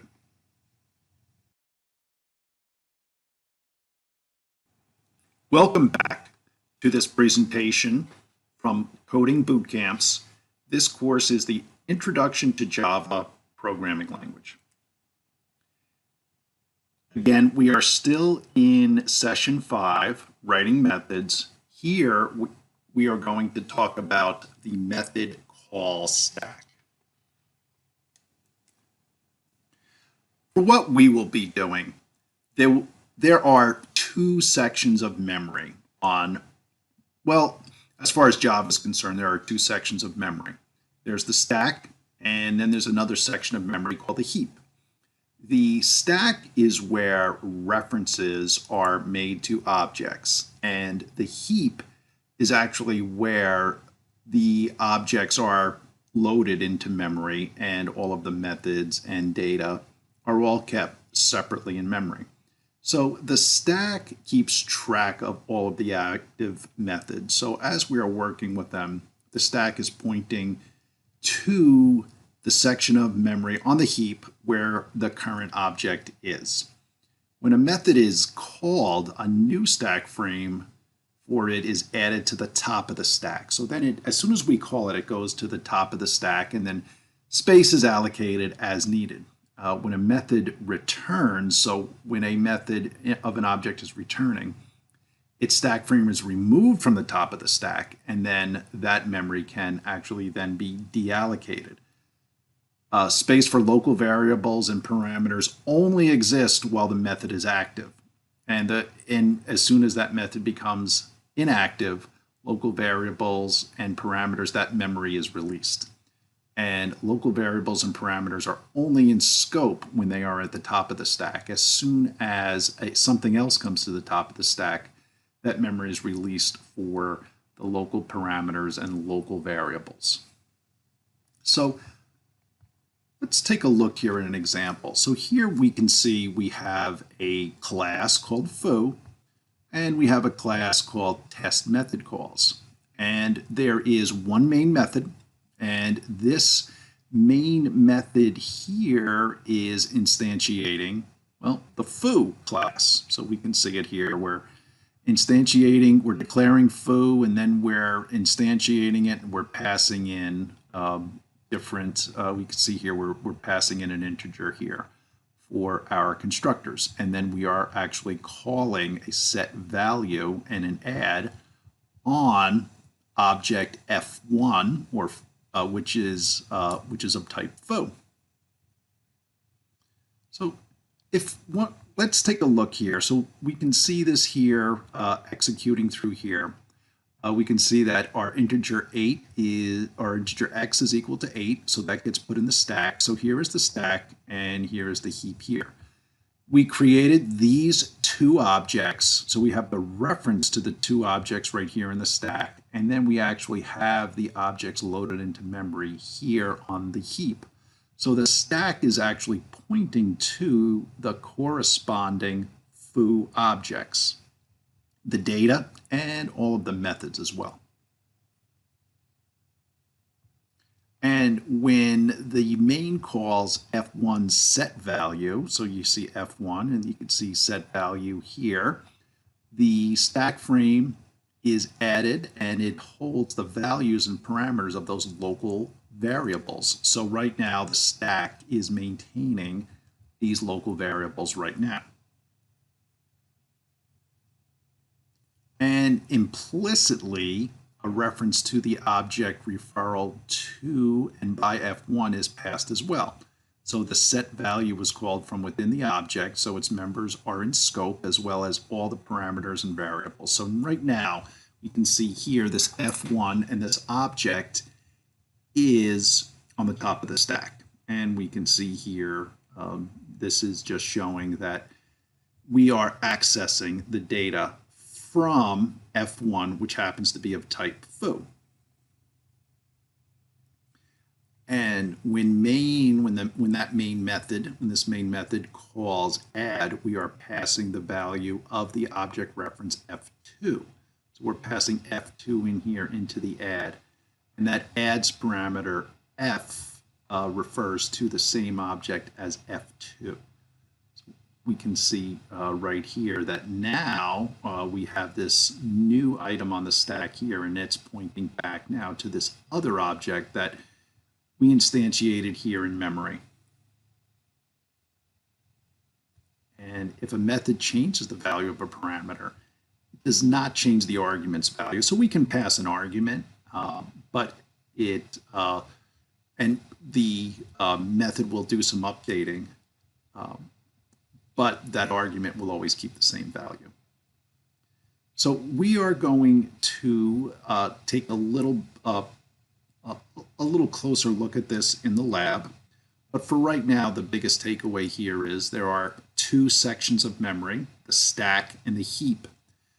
And as objects are being referenced and being called, the stack is managing how that operation happens. And the stack, when we are instantiating objects, that instantiation, that name is held in the stack, and the stack has with it, we say pointing, but it has that memory of where that object is actually living on the heap. So we can see here that if we have F1, which is of type foo, we see here that X, this integer X here, is set to 8. And we can actually call these methods and make updates. And you can see here for this method, for this foo or this object here, X is actually equal to 12. So that is the memory functionality in Java. Now, sometimes we talk about memory leaks. Well, memory leaks happen sometimes when there are no more, or there's a deleted reference over here, or no longer a reference remains here in the stack, and also it maintains its it maintains the memory here in the heap.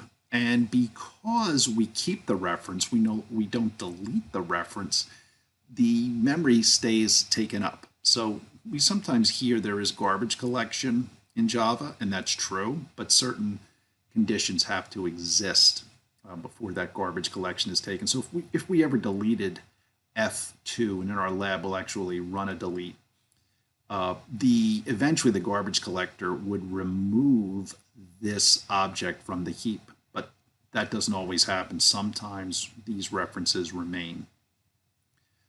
Again, we'll get our chance to work with some of this on the lab, and stay tuned for the next video.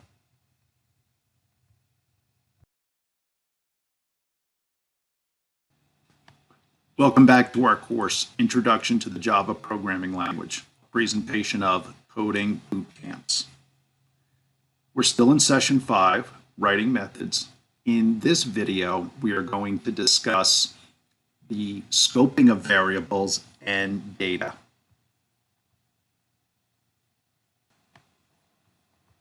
So scope in computer programming is very important.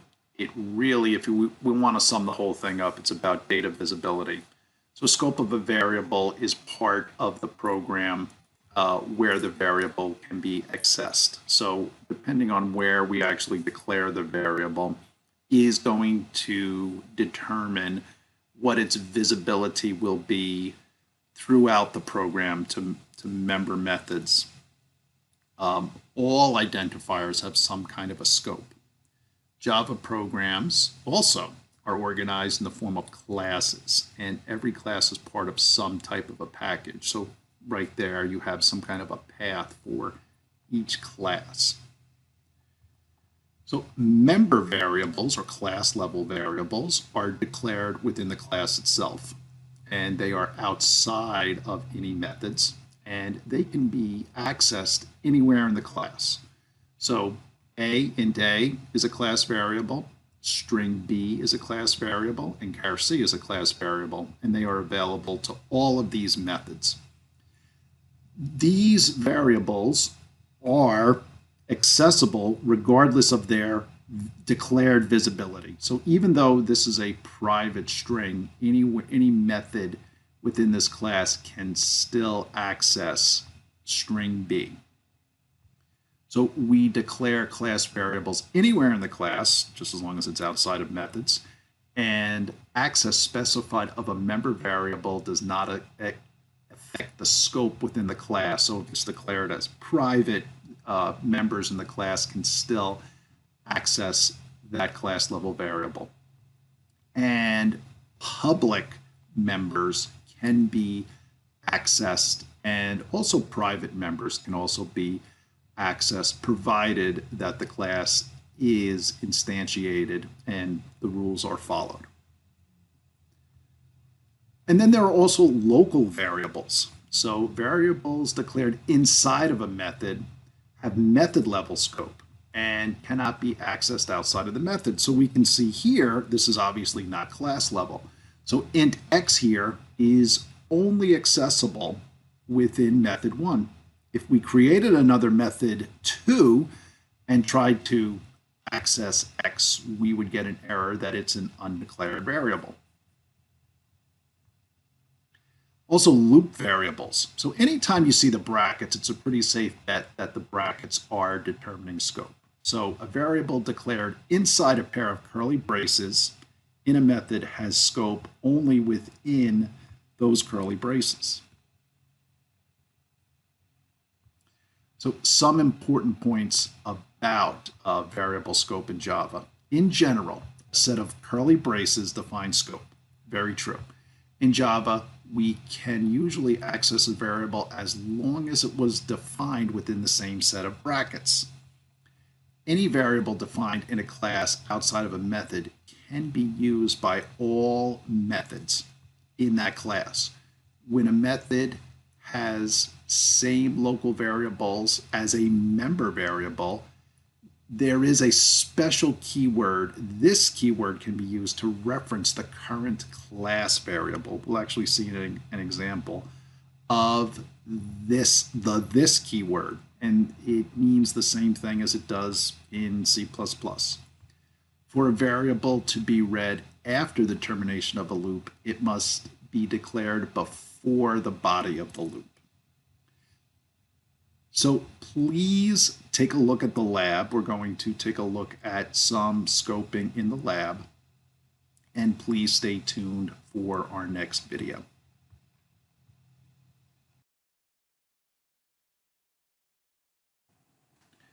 Good day, and welcome back to our course, Introduction to the Java Programming Language, a presentation of Coding Bootcamps.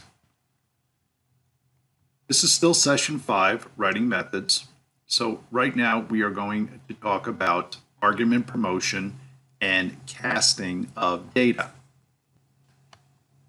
So let's talk a little bit about argument promotion. So argument promotion implicitly converts an argument's value to a type that the method expects to receive, if possible, in its corresponding parameter. So if we take a look here, the square root method here, with an integer, it looks like it's an integer argument. However, this method is expecting or is defined to receive a double argument. Now, in this case, a 16 integer can be easily converted to a double, so without losing any type of data. A double is much larger. It can manage much more data. It's a bigger section of memory. But in this case, this int that's passed in is implicitly promoted to a double just to satisfy the requirements of the SQRT, or the square root method. The promotions or conversions can be error prone, so they're not always reliable. The promotion rules specify which conversions are allowed and which conversions can be. Thanks for watching. Feel free to add your questions as comments down below.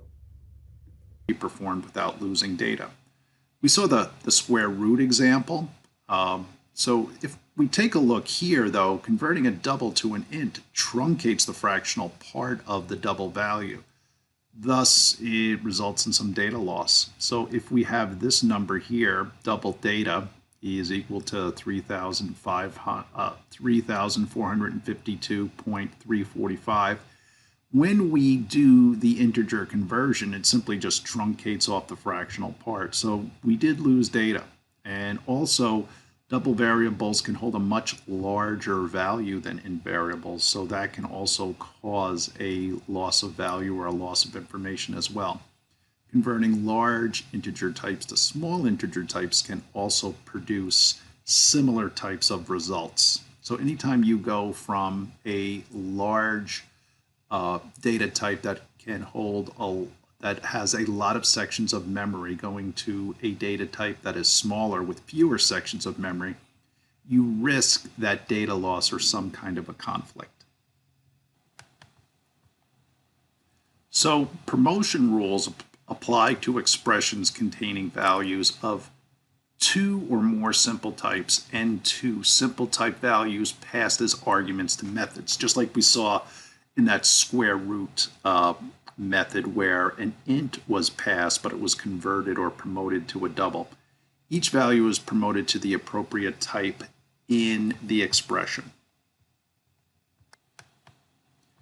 Here is our conversion types, or our promotion paths. So we can see here a byte type, what it can be converted to. Quite often it is a type which is going to be larger to prevent data loss. Notice there's no string here because a string is not a primitive type. So we can see an int can be promoted to a long, a decimal, a float, or a double. All of these data types can accommodate what an int has. And similarly, if you look here, you can see it. For the most part, they follow that pattern where a smaller data type can be promoted to a larger data type. So in the lab, we are going to take a look at casting. Casting can get interesting when we start talking about strings and other data types as well. We all know that Java strictly enforces the data type, so there could be times where, say, a method may return an int, and we've got to convert it to a string or a double. Because that's the data variable that we are either assigning or passing it to. So we're returning in some way. So we will have to get involved with casting or promoting data types fairly frequently. So we'll take a look at it in the lab. And also, please stay tuned for the next video.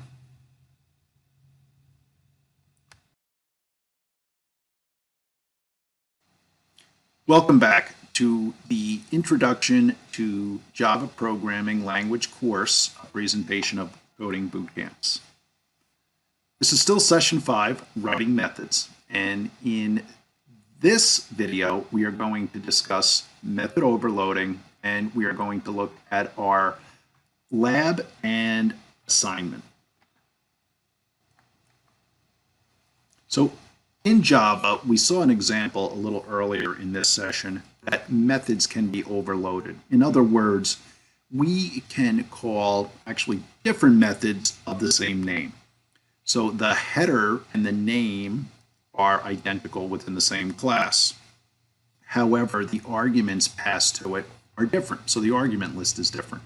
The argument list could differ by the number of parameters, or the data type of the parameters, or the sequence of the data type for the parameters. Let's take a quick look at an example. So here we can see in our lab example, we have two methods here, both with the name setBodyType. But we can see here that one setBodyType takes an integer and another setBodyType takes a string. And the way they are called, if we look at how they're called down here, one time we call setBodyType with an integer, and the next two times we call setBodyType with a string. So we can see here how we are overloading the setBodyType methods. And they have slightly different code blocks. Also, we can also overload constructors. So constructors are really special methods. So we can see this constructor, our name of our class is car, and the method name car are the constructors. And we can see that this constructor takes 3 parameters, and the other constructor takes 2. And when they are called, we can recognize which constructor is actually being called down here. When we instantiate the car class, we see here 3 parameters, so we know which constructor is being called there.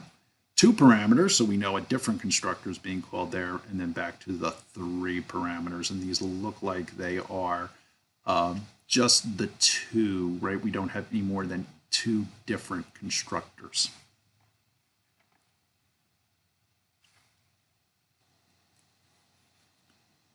So with our assignment here, we are going to create a simple application that can do the following. Create a car object or a car class with attributes. So we have to think, what are the attributes and methods for a car?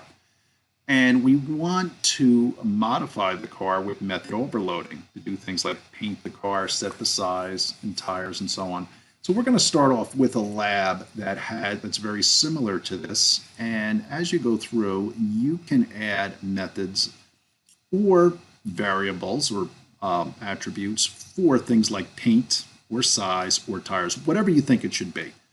That's absolutely fine as long as you get it working. If you follow the examples of the lab, it shouldn't be a problem.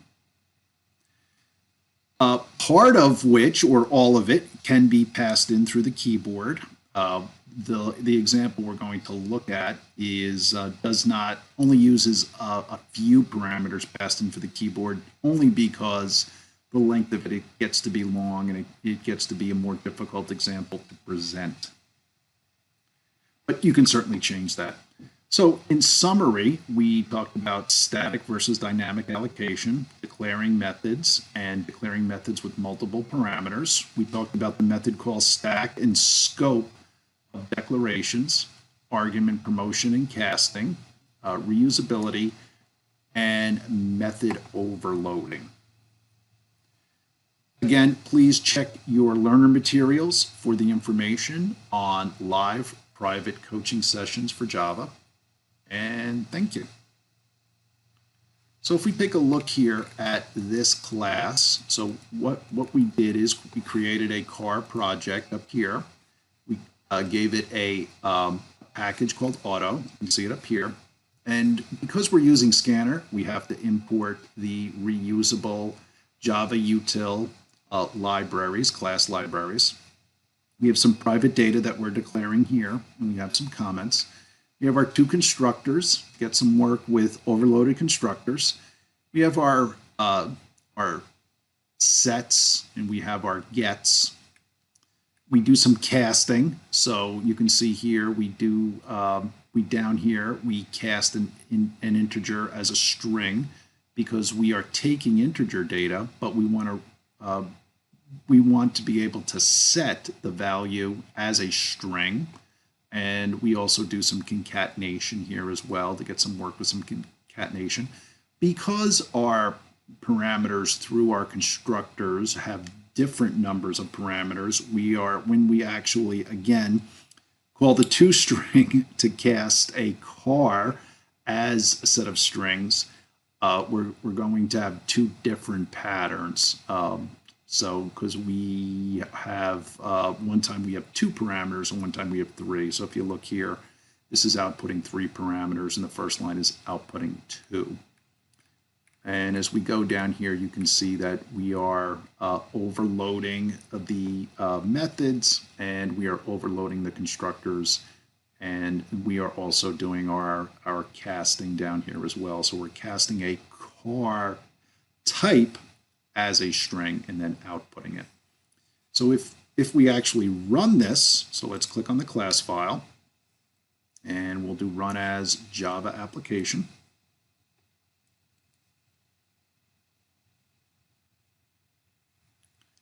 First thing it's going to do is prompt us for this very first car.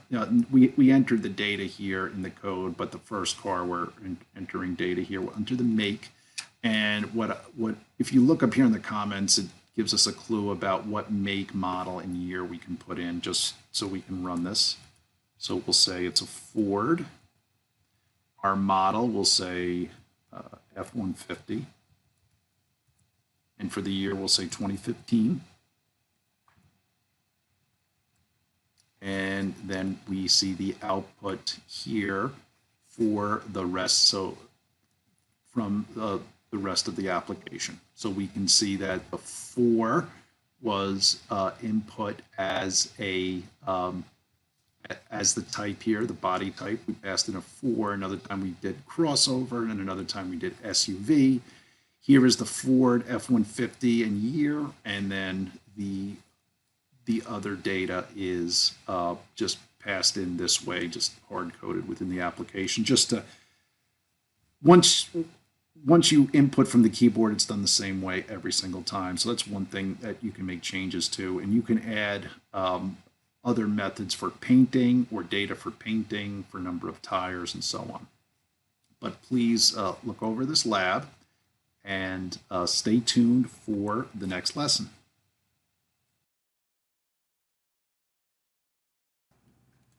Welcome back. We hope you are enjoying this course, Introduction to the Java Programming Language, presented by Coding Bootcamps. This is Session 6, Working with Arrays. So our recap is getting longer and longer. We know about computer architecture, installing Eclipse or other IDEs. We know about classes, instantiating objects. We know about loops. We know about if statements, conditions. We know about the main method. We know about declaring methods.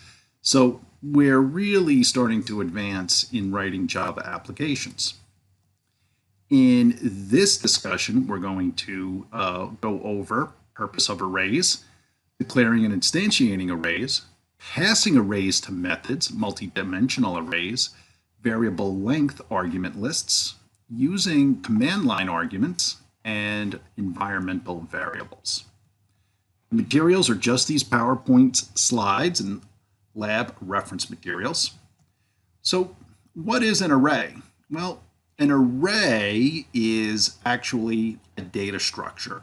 So far we've talked about variables where the variables equal to only one value. So integer are set to only one number, string variables are set to one string of text. But an array is a structure, a data structure, where you could have several different values. So you could have a list of items.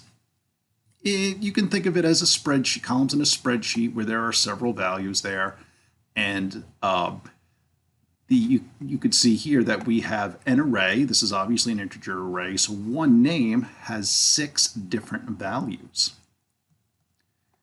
So the way that we need to declare and instantiate an array. So to use an array in a program, we must declare a variable to reference the array, then specify the type of array. So here we have a double, and we're calling it myList, or you can also declare it this way as well. It says here works, but not the preferred way. We see the preferred way. So the previous statement does two things. It creates an array using a new character, and we have an array of double data, and we would have the array size. It assigns the reference of the newly created array to the variable mylist, and declaring an array variable, creating an array, and assigning the reference of the array to the variable can be combined all in one statement. So we can see it all here. Just different ways to go ahead and do that. So processing an array. So when processing array elements, we can use loops. So the for loop or the for each loop is definitely a favorite to work with the arrays. There are lots of out-of-the-box methods that come with our that just come with Java that help us out. So we can see here in this class, we're declaring a. If you have enjoyed watching this video, please subscribe to our YouTube channel. Thank you. A double and called mylist, and we see our list of doubles here. And here we are able, on mylist, we're able to call the length method, which returns the length of the array. So in our case, looks like our array length is 4, and we can iterate through it, and we can actually output each element of the array. Again, we have our for loop again, and we have mylist, and we can call the method length on it, and we can add everything on here. So we can, the plus equals is shorthand for adding one element in a list to another, and then we can put out the total of all of the elements in the list. And then here we are actually looking for the maximum. So we are initializing maximum, and then we are again iterating through looking for the maximum. So we're testing the greater than, using the greater than on all of the items that we've looked at. And then we're printing out what the max is, we're printing out what the total is, and printing out what the list of arrays, this array listing. So you can pass arrays to methods. Arrays are data. So just like we have normal variables that we can pass into methods and return from methods, we can do the same thing with arrays. Arrays are just multi-dimensional variables. So we can see here that we have our public static void print array, and we're passing in an integer array here. And then we are looping through that array, and we are printing the elements. And we can see here the output. Once we put in this, we actually have to pass in this this array here, which will be up here, and then we'll get this printout. So a method may also return an array. So we can see down here that we have this this header right here, and it for our loop, and you can see this is a little fancy. It has the I's and the J's in there, interestingly enough. And what we are doing here is we're taking a list and we're assigning it to a result. So we have these two arrays right here. And you can also have multi-dimensional arrays. So a multi-dimensional array is like a table. So if we think of a table with rows and columns, same thing for our multi-dimensional array here. So you can see here a column of data. So we have 6 rows. The 6 here are similar or analogous to the rows and to the columns. So this can actually hold 30 different numbers, and these correspond to the column and the row. So we can select each data in each of the cells of this table by passing in its location, its row, and its column. And then there's variable length argument lists. So programmers can create methods that receive an unspecified number of arguments. That sounds like it would be something that would come up quite a bit. And an argument followed by an ellipsis in a method's parameter list indicates that the method receives a variable number of arguments of a particular type. So it can receive, this list can receive an unspecified number of doubles. We can see it right here. So there's an unspecified list of doubles. Programmers can use the method overloading and array passing to accomplish much of what is accomplished by this var args, variable arguments or variable length argument list. Using an ellipse in the method's parameter ellipse is considered to be more concise. So a Java application can accept any number of arguments from the command line. So we can go out to the command line and we can type 10, 20, 100 different characters on there. This allows the user to specify configuration information when the application is launched. If the user enters command line arguments when invoking the application and specifies them after the name of the class to be run. So you can see here that even in the main method, we have a string array right here.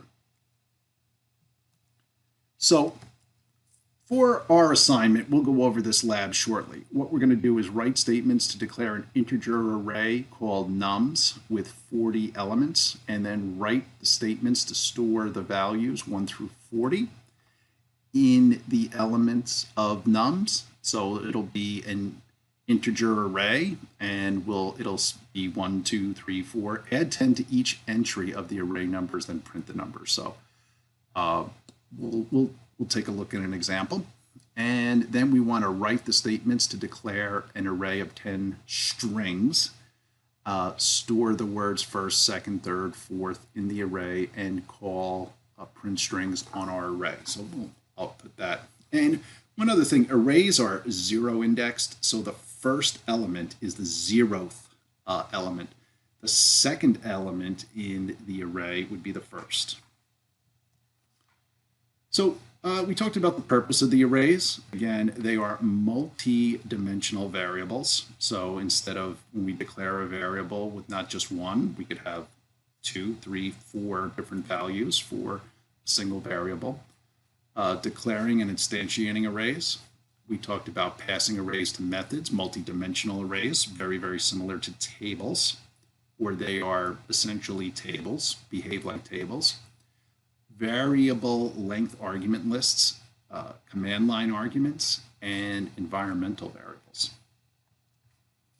Again, we've talked about this, but check your learning materials for your private tutoring sessions. And thank you for watching this video.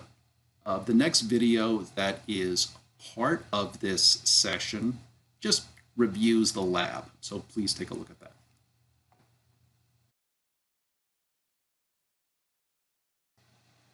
Let's take a look at one example of the solution for our assignment. So here we have a Java project, and please look at the documentation on how to create a Java project and a package. So we have a package named array, a Java project named array demo, and a class named array demo. And we have our main method here. We are declaring an array called nums, just like the assignment said. And we're saying that we're creating that instance with about 40 elements in it.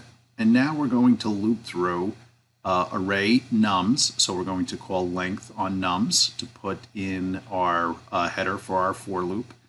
And then we are going to assign each iteration of I to that array. So you could see here as it goes through, and notice here, instead of saying I equals 0, I'm starting with I equals 1, because that was the assignment to store values 1 through 40. So we're going to go here with I equals 1, and then we are going then to assign whatever the current element of nums sub I is to j, and we're going to add 10 to it, and then output that. We're going to just create a new line here. This is a quick and dirty way to create a new line, and then we're going to create a header for a new section here.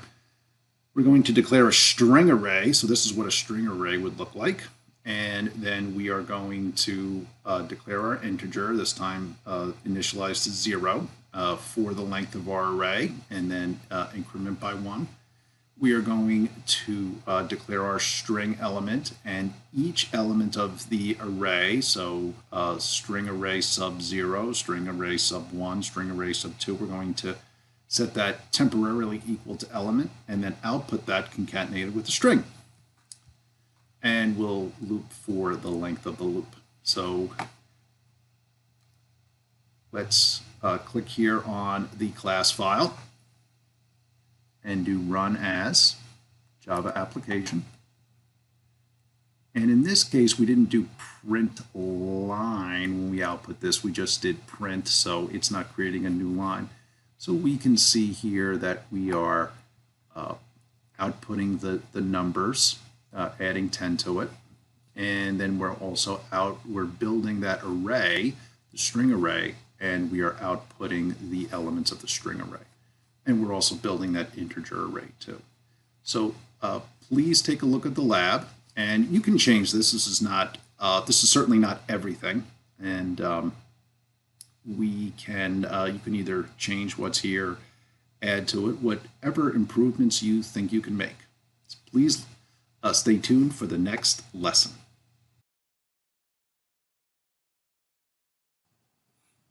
Welcome back to our course, Introduction to the Java Programming Language. This is a production of Coding Boot Camps. In this lesson, we're going to take a deeper dive into classes and objects. This is session 7. In session 7, we'll have 5 different videos. So our recap is getting quite long, but we have covered application architecture, computer architecture, the Java virtual machine.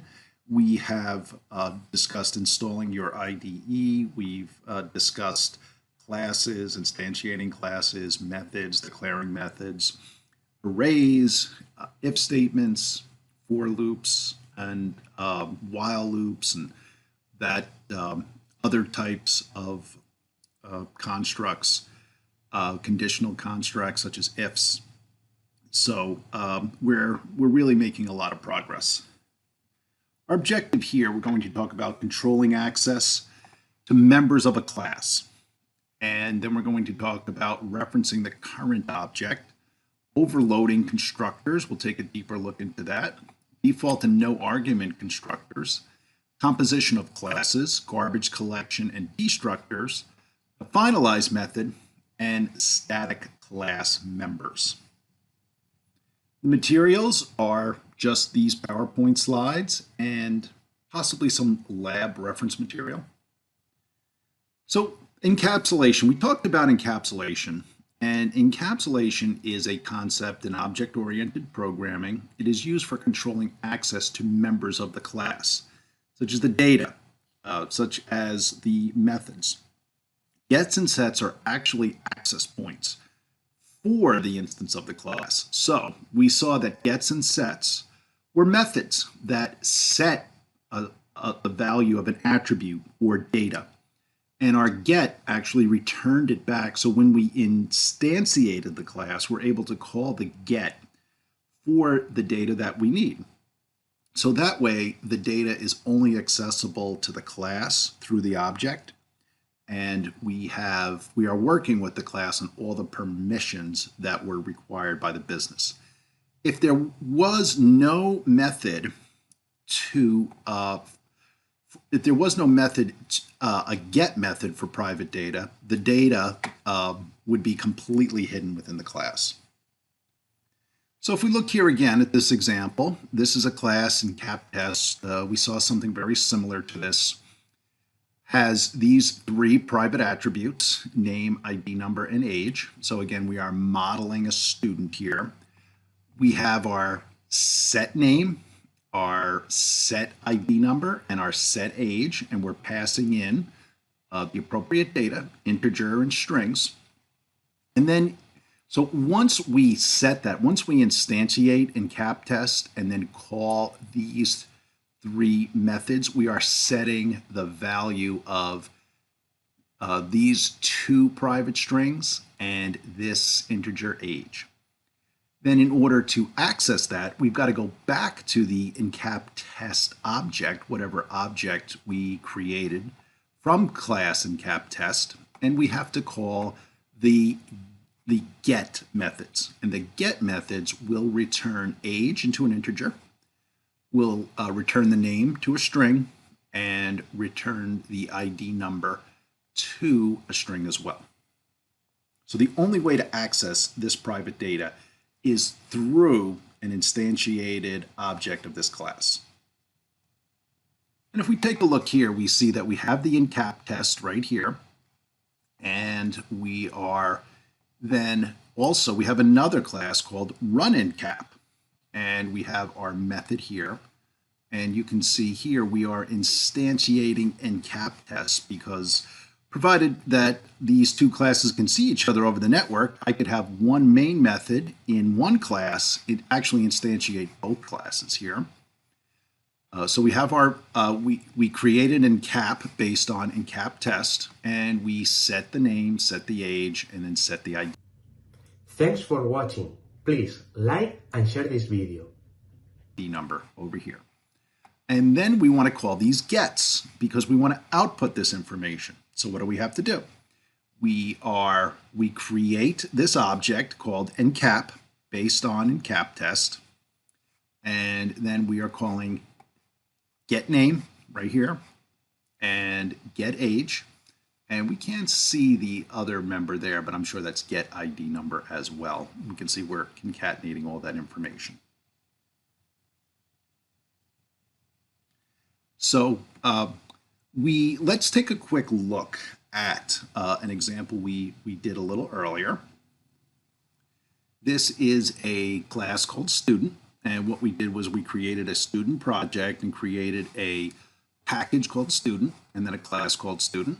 And here we have this private data, and the way that we are going to access this private data is by creating an object, my student, based on student. So now we have access to the setting methods. So this is where we can set the age, set the name, and set the ID number. And we can also return the information. So we can get age and return it to an integer, get the name by calling that on my student and return it to a string. And then my student again, which is the object created from student, we can call get ID num and return that. So we'll certainly get an opportunity to take another look at this, but that is the background behind encapsulation.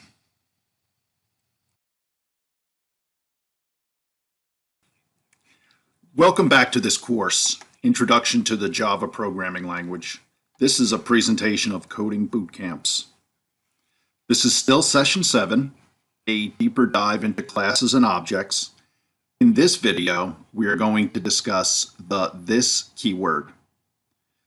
In our previous lesson, we learned about encapsulation, and previous to that, we discussed structures, data structures, arrays, constructs. So we're making great progress on our way to developing Java applications.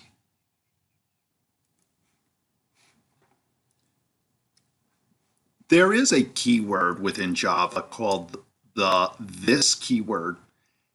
It is somewhat, it is something that's often confused. There is a lot of confusion around the this keyword.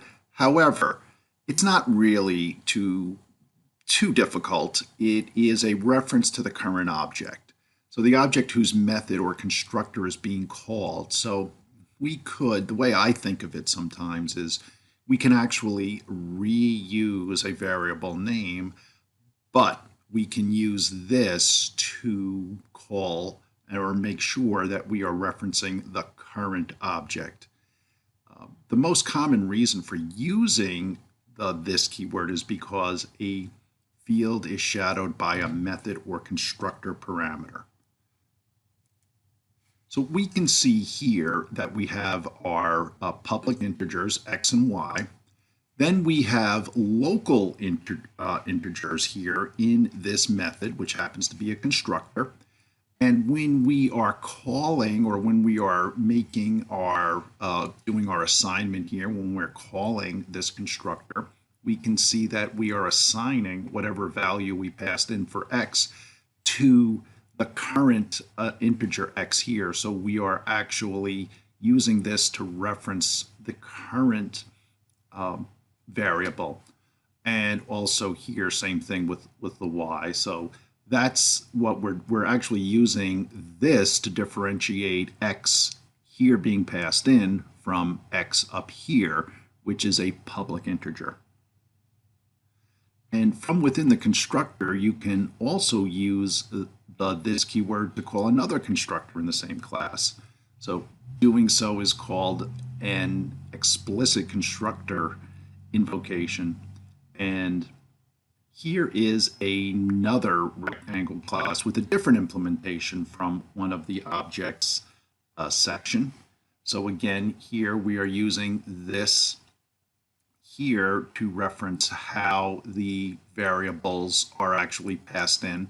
And we can actually see here that we are calling from these constructors, we're actually calling this version of the constructor here using this keyword. So let's take a quick look again at just a brief example.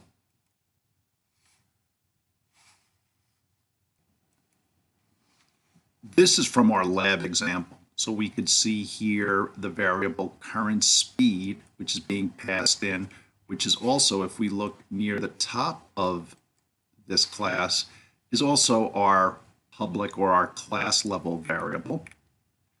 And we are passing it in here as part of our method, but you can see here we're actually updating. And here, what's good with Eclipse is we can actually have, it's actually color coded, so we can see which current speed corresponds are corresponding. So we can see this one with this keyword is highlighted here in light blue, and we can see that it's actually corresponding up here.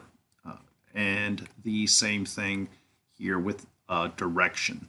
So you can see here with current direction, same thing. We can see how the local current direction is corresponding, and we can see here how the current direction called with this is corresponding as well. So we will have a lab a little bit later where we will get some work with this keyword. So please stay tuned for our next video.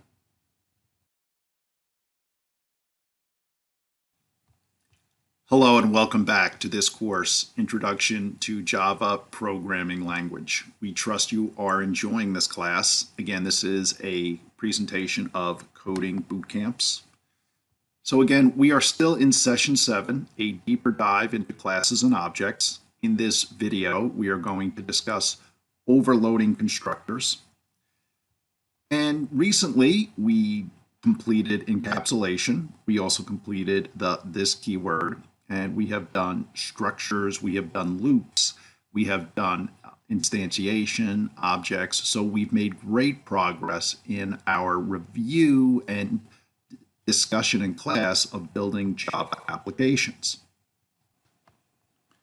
So overloading in computer programming is quite common.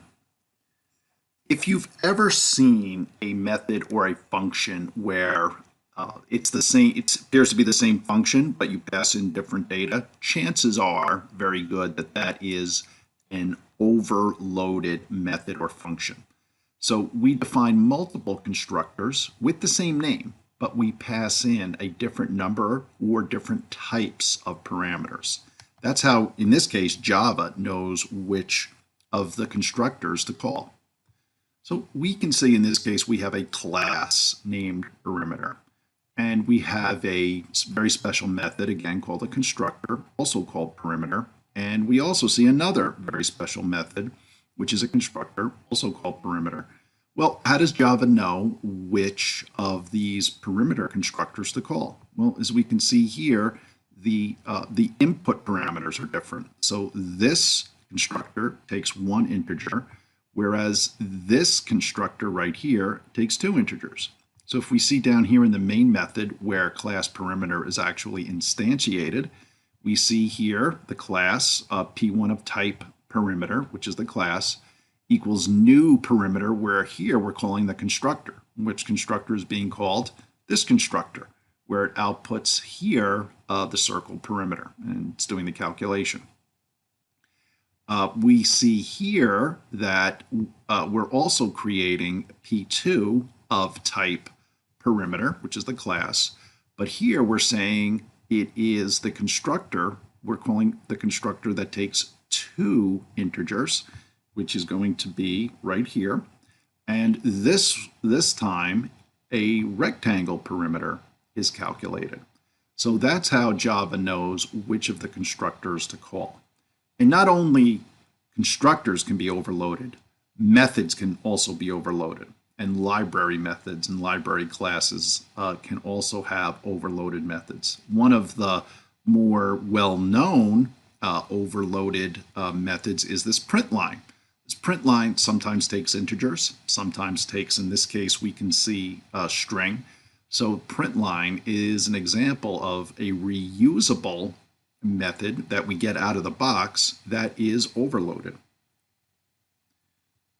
A constructor with no parameters is called the default constructor or the no args constructor. And there's also an implicit constructor. A constructor is not required. When that happens, Java will actually run or call what's called the implicit constructor. And if we take a look here, we can actually see an example of a default constructor that doesn't take any parameters. You could see here we are, again, creating the D1 and the D2 objects of type demo. So we're instantiating the class demo and creating objects D1 and D2. And in both cases, we are calling the constructor demo here. And you'll be able to see the output here from the default constructor. So again, we are going to take a quick look at an example from our labs that we'll be doing. And so please, after we go over that, please take a look at the labs. This is just a brief example of the lab that we'll be looking at. Again, this is just one example. You may have a different way to do this, but you can see here that we have our class called vehicle. And we have 2 constructors, and we know they're constructors because they're both called vehicle. Overloaded constructors, so we see here is a default constructor, it takes no parameters. And here is a constructor that takes a string parameter.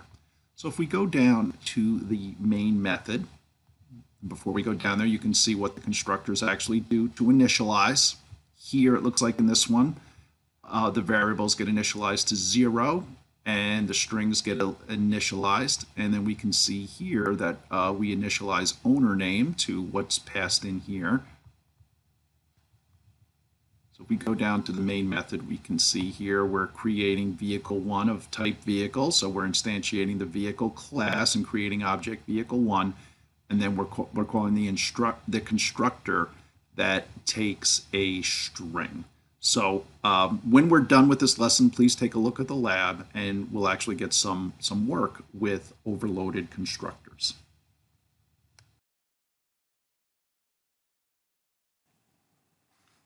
Welcome back again. This is the Introduction to the Java Programming Language, a presentation of Coding Boot Camps.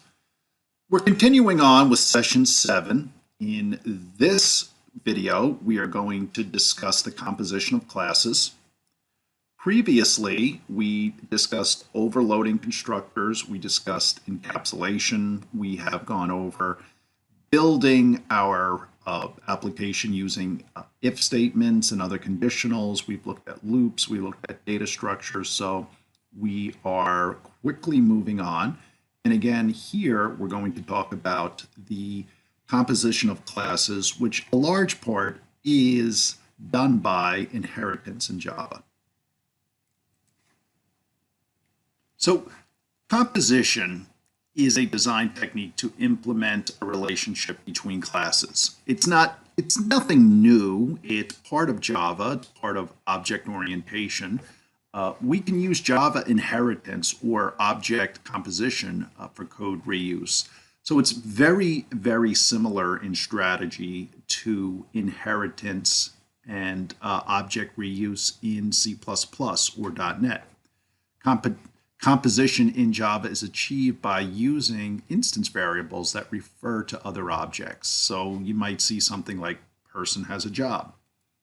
Let's take a look here. So we have this employee class, and we can see here there is encapsulation. Obviously, we see private string, 2 private strings, and a private integer. We see a constructor here, and then we see various methods. With this class, we're modeling what we need for employee. So we're modeling the employee entity here. And we're adding these properties and these methods. This is what we need for our application as far as modeling employee. Now let's take a look here and when we actually use employee in a related class. So we're saying here that the class salary extends employee. So we have that extends keyword right there. And with this class, we have. Thanks for watching. Feel free to add your questions as comments down below. Have our class level salary. Again, we can see the encapsulation. If we look here, we can see get name and salary. So we're actually using the methods and properties from employee in salary. So that way we don't have to rewrite all of those methods and properties and essentially do it again within salary. And since they're related, we're able to enforce that relationship. It gives us a much more robust portfolio of reusable classes. And since employee has already been written, already been tested, it can help us write applications faster because we don't, since we're simply extending salary with employee, we don't have to rewrite a lot of what employee does. And so it helps us with quality and it helps us with time to market. So we are going to take a look at composition in our lab. So stay tuned for that and stay tuned for the next video.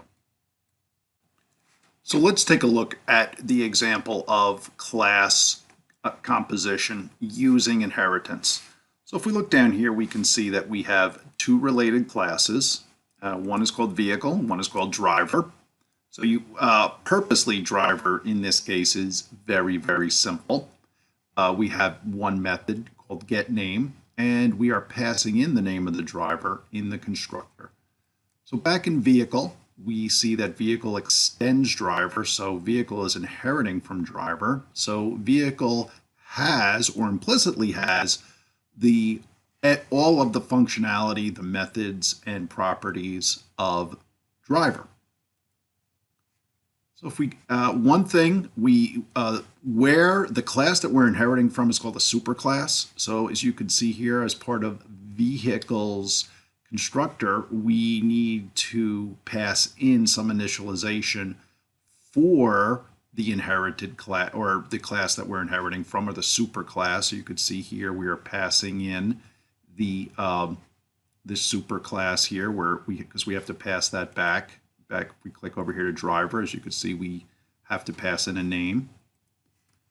And then if we go down to the main method where we're actually doing the instantiation, we're remember the get name from driver. If we look here, get name returns the name and returns this name right here. So it returns a string. So we declare a string and we call get name on vehicles, both vehicle 1, 2, and 3 objects. And if we look through the vehicle class, there is no get name method at all. It is coming from driver, from the class from which we are inheriting. So we could see here we call get name, and in the output here we're just saying the test driver name, because the way this is set up, it's set up very simple. We're just passing in one name, so the same name will come back. But we're just getting a sample here of the output. So if we go and run this, if we click on the class file, which in this case is going to be vehicle, run as Java application. And we'll see here that we have the output, but we're also seeing here the Mike Skywalker that we are passing in from our initialization, which is in the constructor right here. So we'll get a chance to go through this, and you do have the source code, so please take a look at it.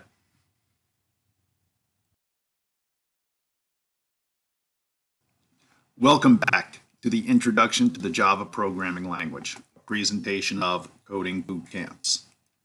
So this is our final video for Session 7, and Session 7 is a deeper dive into classes and objects. Here in this video, we are going to cover memory management, and we are also going to look at static class variables. We discussed earlier that memory management in Java uses two sections of memory, one called the stack and one called the heap. And you know that an object is created in memory using a new operator. We talked about new that instantiates that object. And it's loaded into the heap and with a reference of the name of the class or the object on the stack. The constructor is used to initialize the properties of that object. And when the object is no longer required, in theory, it's supposed to be removed from memory so that the memory can be used for other objects. So in theory, meaning that the stack is pointing to the memory location for that object. As long as we have the name on the stack still pointing to the object, that object will remain in memory.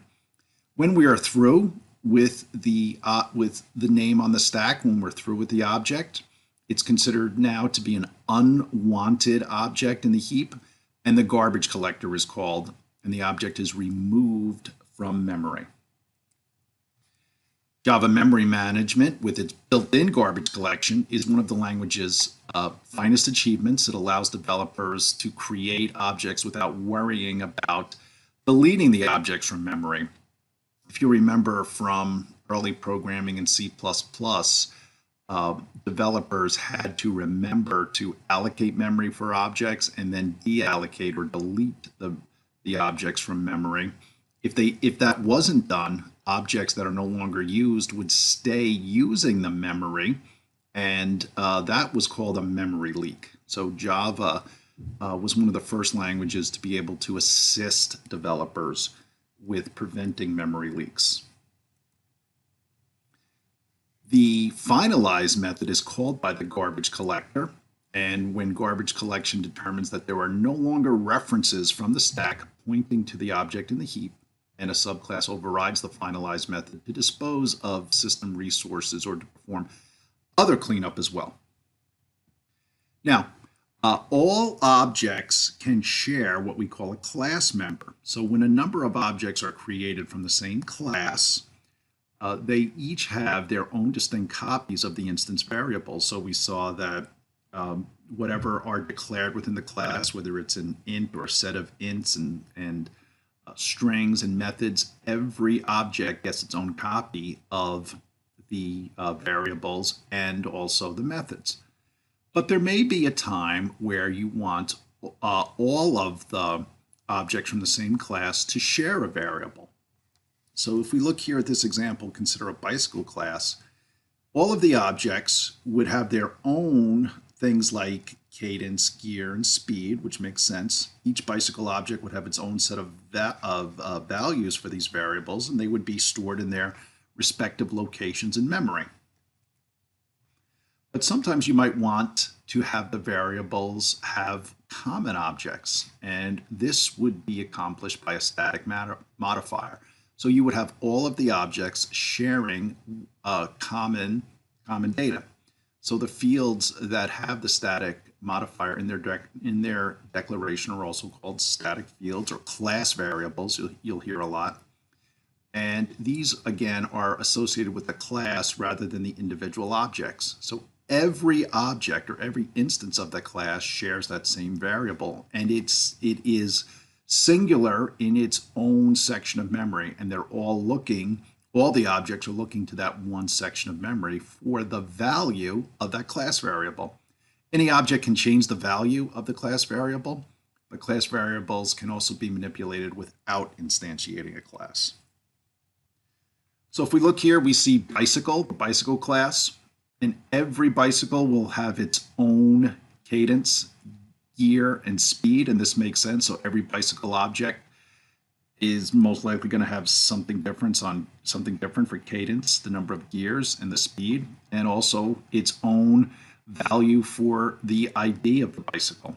However, though, as we're instantiating our objects, we might want to track the number of bicycles that we're creating. So we could see here they will all share number of bicycles. And we can return this. So from any of the objects, we would just reference it by class name dot number of bicycles. And if we could just go back here, we can see that it is a static int number of bicycles, and we'll return it with the class name and the static class variable name. So for homework, for our lab, we are going to take a look at our static fields or class variables. We are also going to return that information so we can see everybody sharing we can see all the objects sharing that data. We are going to have two constructors, so we're going to have an overloaded constructor. We are going to take a look at some methods to access different fields, and we are going to test for the highest identification number used so far. So this is what we've learned so far. So controlling access to members through encapsulation. We have also covered the this keyword. We've looked at overloading constructors. We've looked at composition of classes through inheritance, garbage collection, finalize method, and static class members.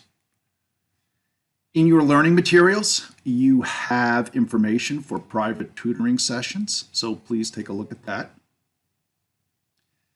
And thank you for watching this video. Right now, we're going to take a quick look at our assignment, just one example.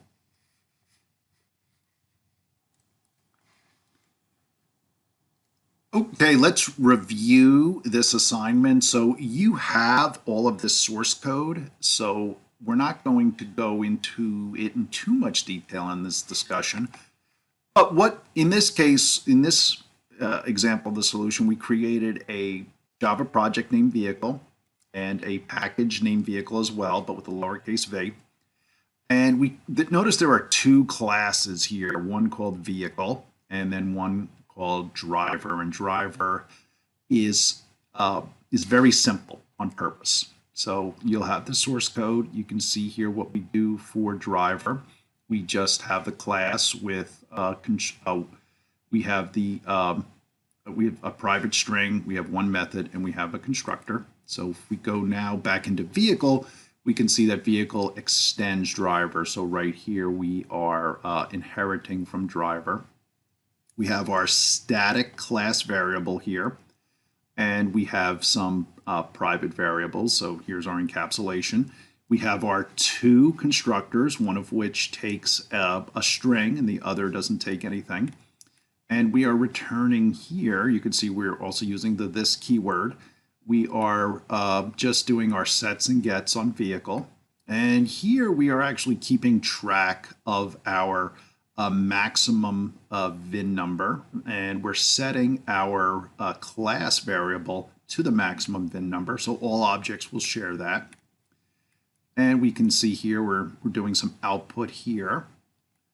And then down here in the main method where we actually instantiate the class, we have three vehicle objects, all call the constructor that we're passing a string to.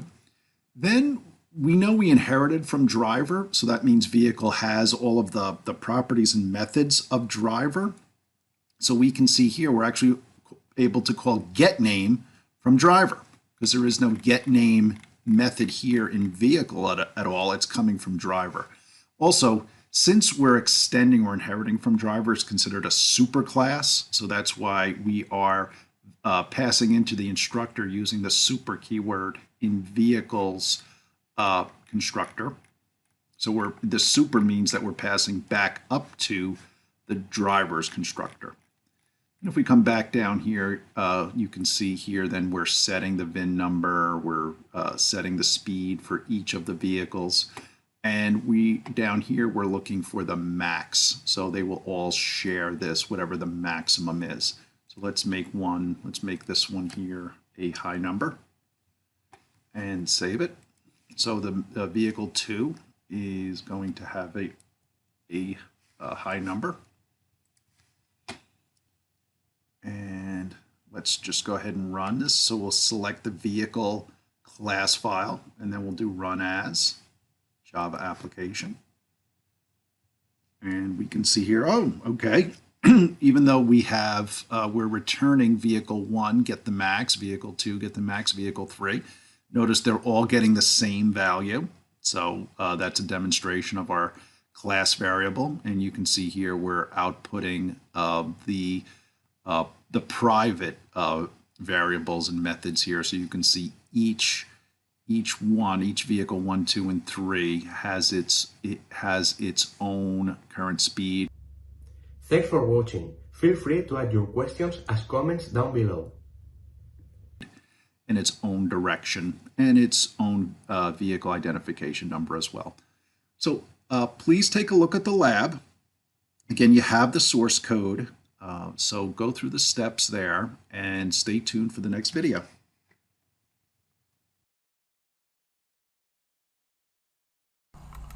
Welcome back to this course, Introduction to the Java Programming Language, a presentation of Coding Boot Camps. So in this session, session 8, we are going to be defining classes using inheritance. So a brief recap, we have discussed encapsulation, we have discussed instantiating classes, we have discussed conditionals, we have discussed looping. So we're really making outstanding progress. Our objectives here are we're going to discuss superclasses and subclasses. So these are the terms that are used for classes that are inheriting from another class. The advantages of using inheritance, protected class members, and constructors in subclasses. Our materials for this session are these PowerPoint slides. So a little bit about inheritance. Like we mentioned or introduced earlier, inheritance is a very important concept and a big concept in object-oriented programming. This is object-oriented programming. It allows programmers to create new classes based on existing classes. And methods, attributes from the parent class are inherited by the newly created class. So that parent, I guess you could say parent-child relationship here, the parent would be the superclass and the newly created child class would be the subclass. And new methods and attributes can be created in the new class that don't affect the parent class. So, in other words, the subclass or the new class inherits everything of the parent class, so all the methods, properties, and the new class or the child class can also have its own properties and methods.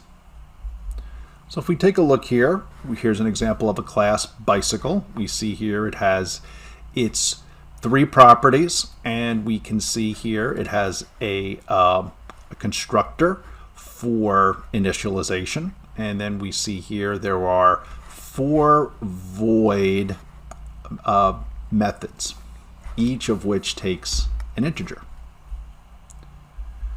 Now we see here a class mountain bike that extends bicycle. So this extends keyword is what we use for inheriting.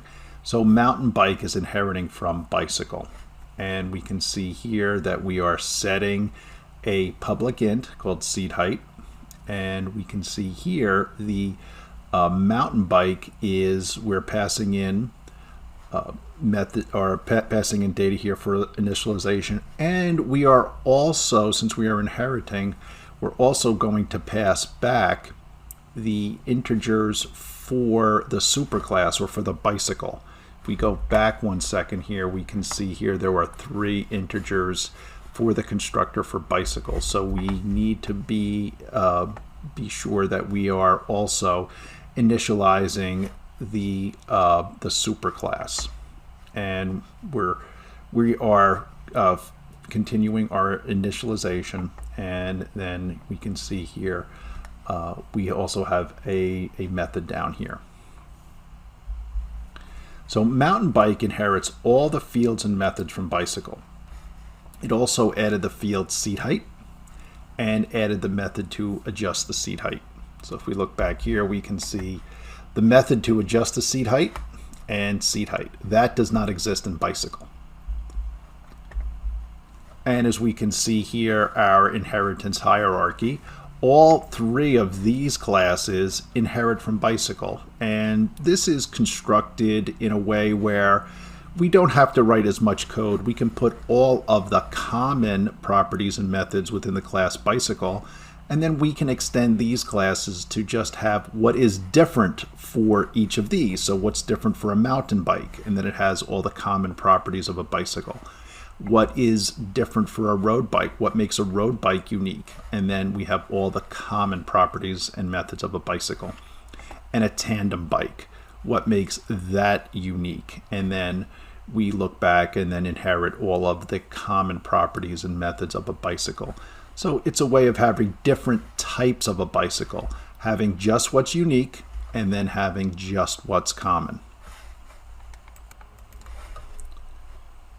If we take a brief look at our assignment, our lab assignment, we can see here that we do have a class Candy that extends another class dessert item. You can see here that it's rather simple. This is actually a special type of class which we will discuss.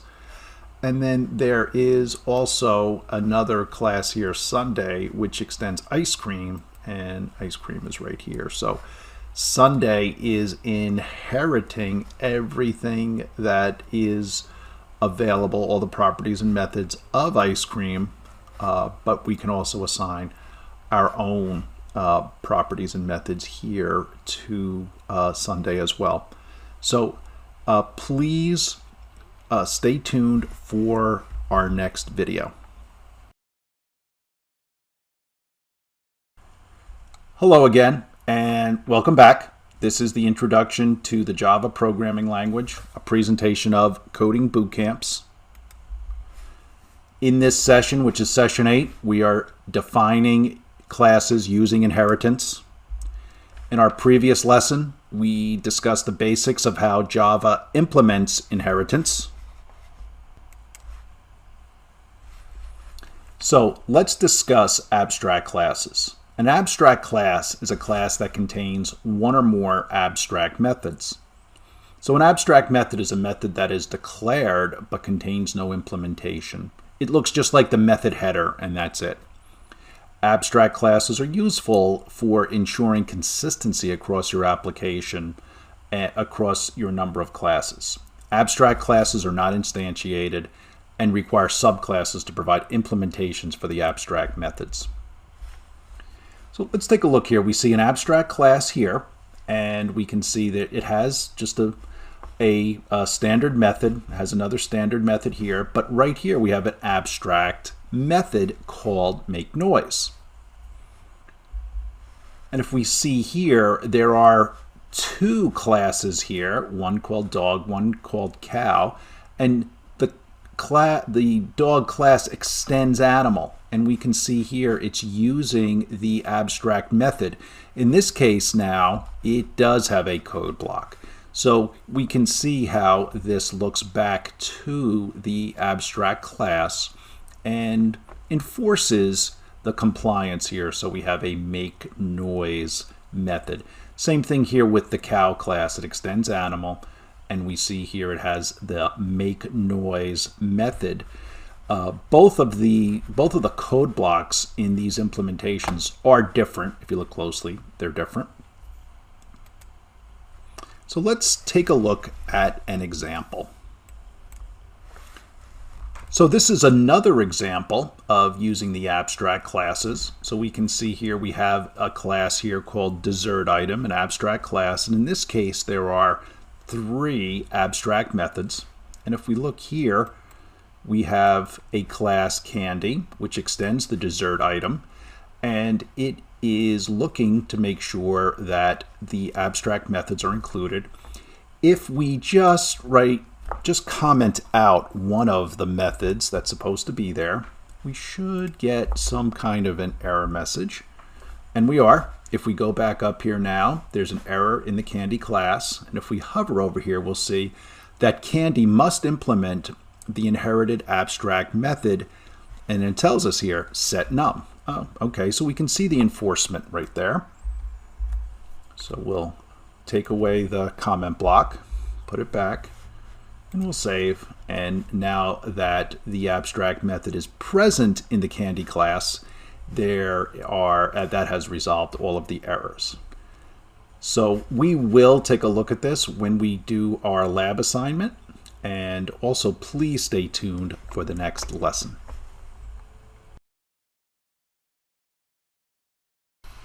Good day again, and welcome back to the Introduction to the Java Programming Language, a presentation of Coding Bootcamps.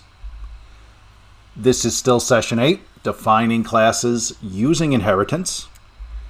In our past 2 lessons in this session, we discussed the basics of how Java implements inheritance, and we also looked at abstract classes and abstract methods.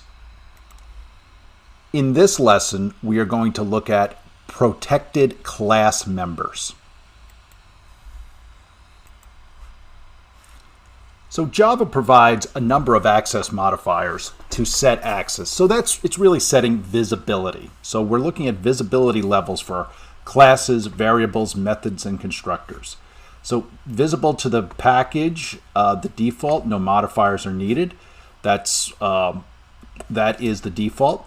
Visible to the class only is private. So anytime we mark something as private, it is visible only to the class and members of the class. And then we have to instantiate the class, and we have to use the getters and the setter types of methods that we've discussed. Public is visible to the world, and then protected is visible to the package and all subclasses. So it's a little bit of a different variation of a private. So the default access modifier. So if we look here, there's no private or public here on the string version. So the default access modifier means that we don't explicitly declare an access modifier for the class, field, or method, etc. There's no private or public here for this method. So a variable or method declared without any kind of access control, without any kind of visibility, is available to any class member in the same package. The fields in an interface are implicitly public, static, final, and the methods in the interface are by default public. And private. So we talked about, we talked a little bit when we did encapsulation about private visibility. So methods, variables, and constructors that are declared as private can only be accessed within the class itself. So string format here can only be accessed by the members of class logger. So we can see here there's access here for set and get. Methods, variables that are declared as private can only, again, be accessed within the class. Variables that are declared private can be accessed outside of the class if the class is instantiated and the method is present to actually return, either update or return. In this case, that is the case. We can instantiate the logger class and then call set format and set the value of format. And then we can, again, instantiate the logger class and then call get format in order to return the value of format. Using the private modifier is the main way that an object encapsulates itself and hides data from the outside world. So again, we talked about particularly private data or private attributes or private variables when we discussed encapsulation. Public access modifiers or public visibility, the class, method, or constructor or interface declared public can be accessed from any other class. So we can call it directly. However, if the public class we're trying to access is in a different package, we must still import it. So we need to run those imports that we have looked at. Because of class inheritance, all public methods and variables of the class are inherited by its subclasses. And again, here is protected. So we can see here we have a protected method here, and variables, methods, and constructors which are declared as protected in a superclass can only be accessed by the subclasses in another package or any class within the package of the protected class member. So any other classes that are within the same package as audio player can access this method here, the open speaker. The protected access modifier cannot be applied to classes and interfaces. Methods, fields, and can be declared as protected. So we can declare methods. If you have enjoyed watching this video, please subscribe to our YouTube channel. Thank you. We can declare attributes or variables as protected. Protected access gives the subclass a chance to use the helper method or variable while preventing a non-related class from trying to use it. For our assignment, and we are going to go over this. You can see it here. This is going to have a few files, but we're going to have an abstract class dessert item. Then cookie, candy, and ice cream are going to inherit from our abstract class. The Sunday class is going to inherit from ice cream, and then we're going to create a checkout class to actually get totals and create something similar to a receipt that will output to the console. We will take a look at one possible solution shortly. And in this lesson, we learned about inheritance, superclasses and subclasses, the advantages of using inheritance. Again, the advantages really are reusability and quality as speed to market, protected class members and constructors in subclasses. And we also talked about abstract methods and abstract classes. There is live private coaching available, and your learning material does have more information on these links. And thank you for watching this video. So let's take a look at one possible solution for our assignment. First thing we want to do is create that dessert item class. So what I did was I went over here and I created a dessert dessert project, Java project. I gave it a dessert package, and then I created a class called dessert item. And it is an abstract class. I declared it as an abstract class. We can see it right here. And in this case, I put 3 abstract methods. So you can see here that the abstract methods are they are setting what type of data these first 2 will take, and then what type of data will be returned by get items. Then there is candy, cookie, ice cream, and sundae. And what candy and cookie and ice cream are going to do is they're going to extend dessert item. And what I did was I added some variables for price and the number of items. And what they need to do is just make sure that they have all of the methods from dessert item. And what we are going to do is be able to set the price, return the price of each item, and also the number of items. And the same with cookie is structured in the same way as candy. It extends dessert item, and ice cream also extends dessert item. So they're very, very close. Then we have Sunday here, which extends ice cream. So ice cream is right here, and Sunday is inheriting from ice cream. Then if we go to the checkout class, this is going to be a little more complex just because we have to put all the business logic in here. It looks like a lot, but it's really not too difficult to understand. We talked earlier about static class variables, and I'm using them here just to cut down on the length of code. We'd have to, this would be a lot longer if we didn't use it. I don't think static is the best one to use, but in this case it works. I am declaring our candy object, our cookies object. I have candy, which is declared as a candy object of type candy, cookie, which is declared of type cookie, and that's the class. IC, which is declared as type ice cream, which is this class, and Sunday, which is declared as the Sunday class.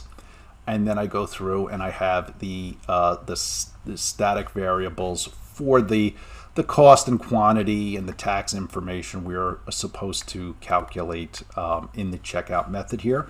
Notice here in the constructor, this is where we are instantiating. So we're declaring and instantiating separately. We may be able to do them together, but I separated them here. But we do need to do both. If we don't do both, if we don't declare and instantiate, we're going to have we're going to get errors. And as you can see here, we're setting the number of dessert items, where we're passing in the number of each dessert, setting the number of items, and then we're getting a subtotal. So getting the subtotal returns the number of items. Then it returns the price for each item. Then what we're going to do is calculate the cost for each dessert item. So candy cost is the candy quantity times the candy price. Cookie cost is the cookie quantity times the cookie price. And same thing for the ice cream, same thing for the sundae. Then we do a sub cost. And we can see here we also have a clear method because they wanted us to clear. So clear just sets all of these class variables back to 0. And they also want us to calculate the tax. So what we're doing here is, now that we have the sub cost of all of the items, we can just go ahead and add in the tax amount down here. So what we're doing here is we're instantiating the checkout class, my CO object. We're creating that and instantiating our checkout class. We're setting the number of dessert items here. Then we're getting the subtotals. And we're adding in the tax amount here. So we're accounting for the tax amount. And the tax is declared up here. We can see that we have 4% tax. So we are calculating the taxable amount and then adding it back to the subtotal and then outputting everything just like a cash register. And at the very end here, we just want to validate that our clear still works. So we're going to look at the subtotal again, and hopefully it will be 0. So what we'll do here is go over to the checkout. The checkout is notice checkout is the only class with a main method. So there's no main method in any, you could have one, but it could get confusing for us, so we'll avoid it for now. So checkout has the main method, and we're instantiating the other items through checkout. So let's right click, we'll do run as Java application, and we'll see the output, and we see here that we have we passed in two candies, 3 cookies, 4 ice creams, and 3 sundaes, and we got their subtotals, or we got their individual totals. Then we have a subtotal for all 4, and we calculate the tax and add the tax to the subtotal. And then before we exit, we are going to make sure our clear works. So we call clear down here, and then we just test it by outputting the total again, and we see the total has been reset to 0. So it looks like it's working. So you do have the source code. However, again, please try as best you can on your own, but refer back to the example. And again, this is just an example. You might interpret the requirements in a slightly different way. That's fine. You can implement it a different way, but you have this source code to refer back to. So try the lab and stay tuned for the next lesson. Welcome back again to Coding Bootcamp's presentation of the Introduction to the Java Programming Language. This is session 9, and we're going to talk about the convenience by using polymorphism. And just a brief recap of what we have discussed. We discussed instantiation, we discussed inheritance, and what we're going to talk about now is closely related. So polymorphism is definitely closely related to inheritance, and we're going to see the abstract classes, which we're going to talk about. That is also closely related to inheritance, and so are interfaces. Here we're going to talk about polymorphic behavior, the concept of a signature, abstract classes and methods, final methods and classes, purposes of interfaces, using common and creating interfaces, and common interfaces of the Java API.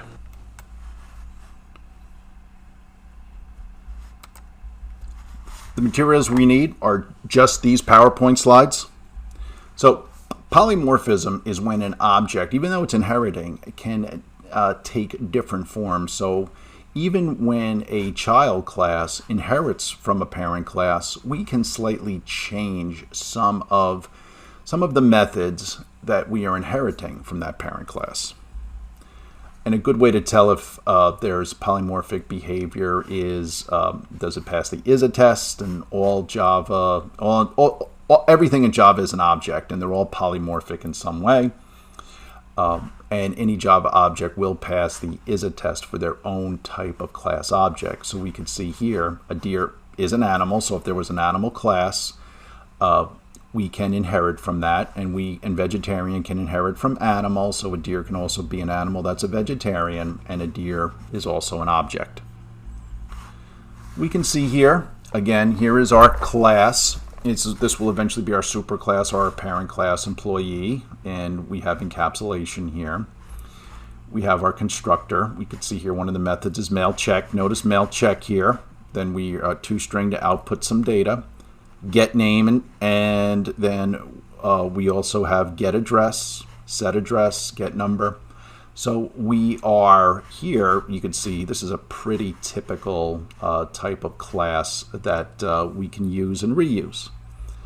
With polymorphic behavior, though, we can see here that we are extending employee. So our salary extends employee means we are inheriting from it, but we're slightly changing. So we're overriding mail check. So if we look very quickly again at mail check, we see mail check just really had this one line, whereas now we're adding a second line. So we are overriding. So salary is changing one of the methods that it's inheriting from the parent class or the superclass employee. Then there's abstract classes, and we discussed abstract classes and we looked at them in one of our exercises. So abstract classes are classes that contain abstract methods, and an abstract method is a method that's declared but it's not implemented, and so it doesn't have any curly braces. That's a fancy way of saying there's no curly braces. Abstract classes are not instantiated, but they do require subclasses to provide their implementation. And an abstract class is a class that is declared as abstract. We'll see an example. And it may or may not include abstract methods. Usually does, though. Abstract classes cannot be instantiated, but they are subclassed. And an abstract method is a method declared without an implementation. So without the curly braces, and it's just followed by a semicolon. So you can see it right here. Notice we say abstract void, which is the return move to. We could see it takes a double. It takes two doubles, but there are no curly braces, and they're just a semicolon. So if we see this here, and we took a look at this earlier, we have our abstract class, and here's our abstract method, and there are no curly braces. So here's another example. So we have an abstract class called animal, and one of the abstract methods here is make noise. And we don't, so here we don't instantiate animal, but we do here implement it, so we extend it. extend animal, and you can see here is the make noise. And notice we have two different classes that are extending animal, but their abstract method is different in each one. The dog class is saying bark, and the cow class is saying moo. Now, there could be times where we don't want our polymorphic behavior to override. There could be a method that we don't want overridden, so that's where we use the final classes. So you can declare some classes as final. The final keyword in a method declaration is used to indicate that the method cannot be overridden in the subclasses. So the object does this in a number of its methods are final. You may wish to use the final if the implementation that should not be changed because it's critical for some reason. Let's take a quick look back at our earlier example. Again, we had this parent class or superclass called employee and mail check. Notice mail check here is not final, so therefore when we extend on it, we can have this polymorphic behavior. If we used final, this type of changing mail check or overriding mail check would not be permitted. So again, coming back here, let's take a look at an example. So we can see here that with this class. Thanks for watching. Please like and share this video. We are declaring this method as final. So anything that inherits from a chess algorithm, we cannot override it. And interfaces. So interfaces are very, very closely related to abstract classes and abstract methods. So they help us define an interaction with the objects, so the real world objects. Methods in the interface are also declare which methods must be used in the class that is implementing the methods. So it makes for more consistency and a much more unified approach. So if we take a look at an interface, we can see here interface bicycle, and notice here the methods in here.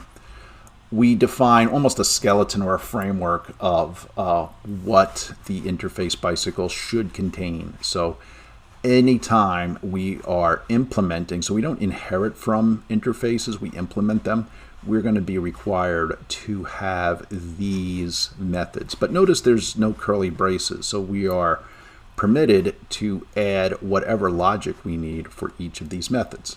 So let's take a look at a brief example. In this example here, we can see that we have an interface. We have declared a public interface called measure. And we can see here that we have two methods in here. And if we move over here to a class, we have a class reporter. It implements measure. And we have to have the two methods, my update size and my rev. So we can see here my update size and my rev. And we can see here the return data. Let's comment out one of these and make it not compliant. Let's comment out one of these methods and make the class not compliant with the interface. And we'll save that. And notice now we're getting an error here at the top. And if we hover over here, it may be hard to see, but it's saying that the type reporter, which is our class, must implement the inherited abstract method my update size. So if we put it, so there's the error. And if we remove the comments, the comment block, and save, the error goes away.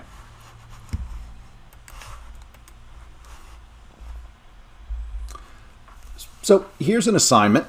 We will, and you'll have this, we'll take a brief look at it at the end of this video. So we'll see here that we'll have an abstract class called shape, and we will have some methods in it. And here we are going to then inherit from it, and we're going to add methods for converting to string and second class for circles. So we can, and we're also doing an array of shapes. So we'll declare a shape array. So we'll go over a solution for this assignment.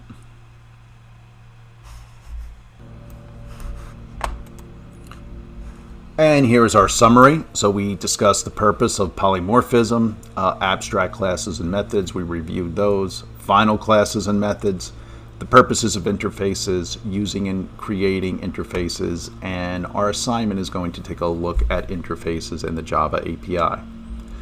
Again, there is live coaching classes, so please take a look at your learning materials, and thank you for watching this video.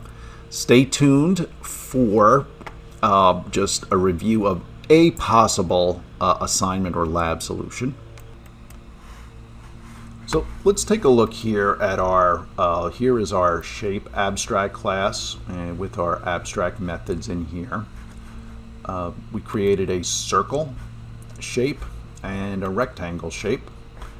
And inside of the rectangle shape, we have our main method. And if we take a look here at circle, it says to create an array of shapes. So shape is right here. So we create this, declare the shape array up here, and then add to the shape array, we add a rectangle with its parameters, its height and width, and the circle with its radius.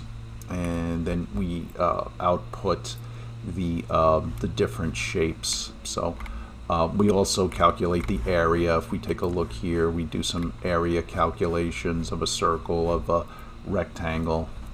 So let's take a quick look at what this looks like. So we go to rectangle over here, which has the main method. We select our reporter Java class file, and we say run as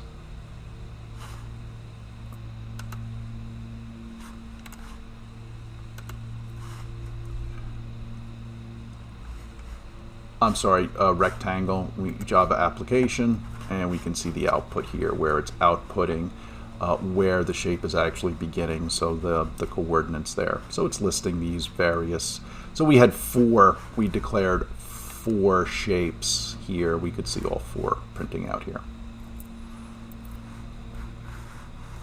So take a look at the lab, and you'll have the source code.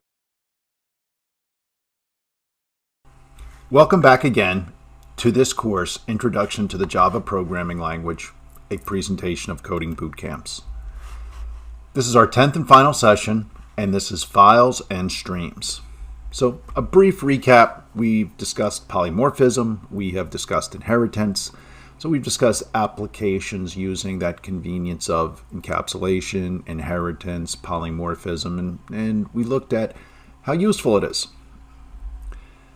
In this session, we're going to discuss the concept of a stream, a class file, sequential access, object serialization to and from sequential access files, and additional Java I/O input-output classes.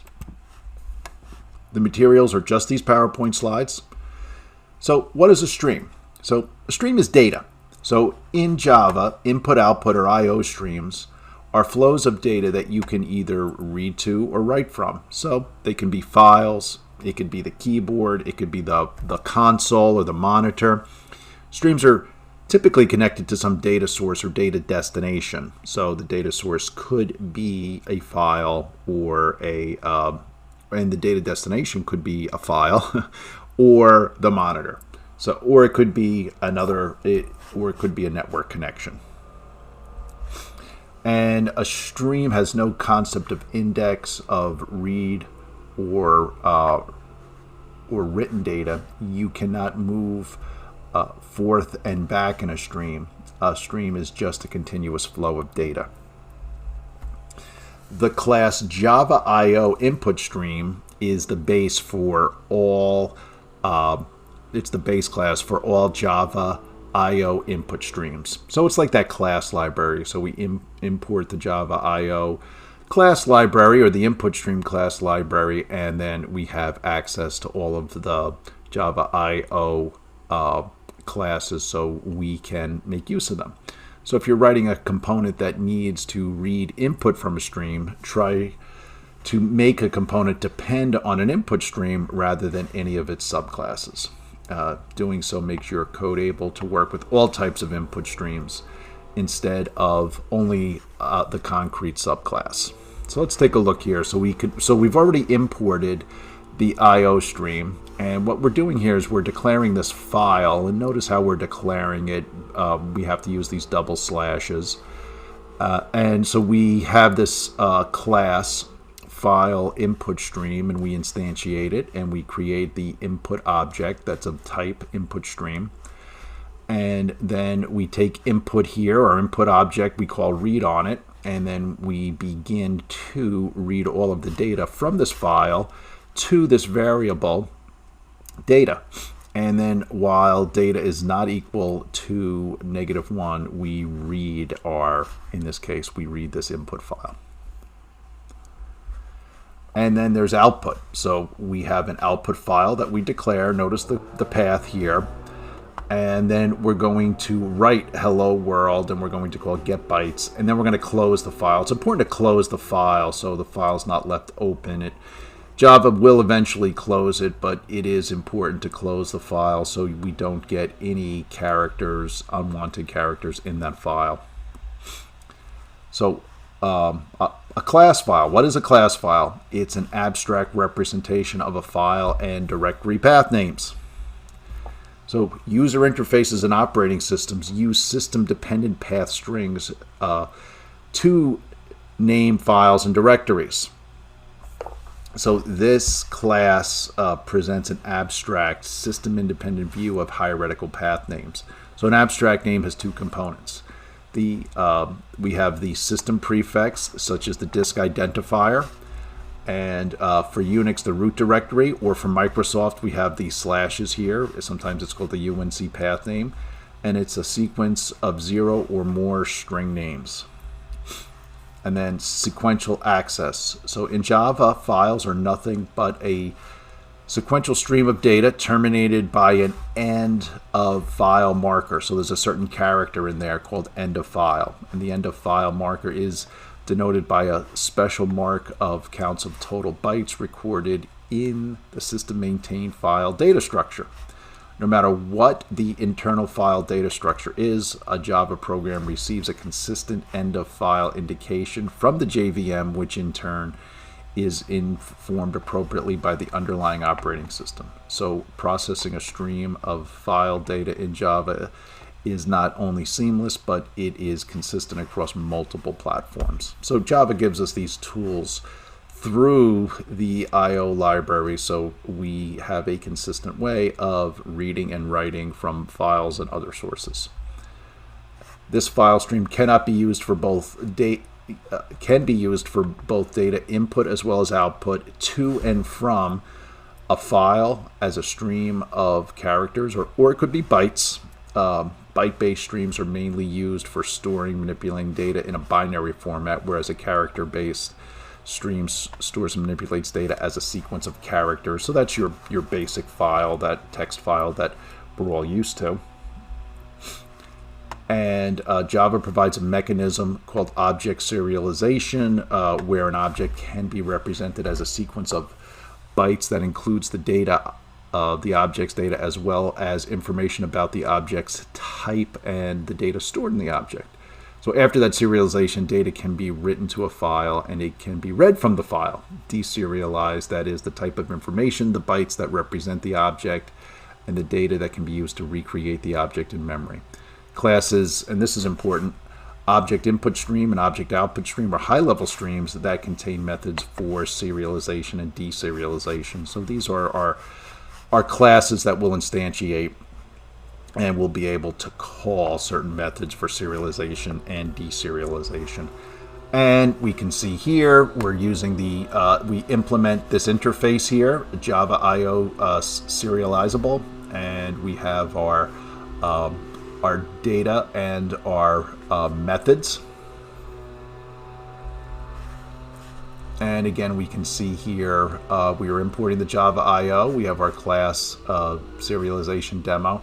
And we can see here in our main method, we are declaring a new employee.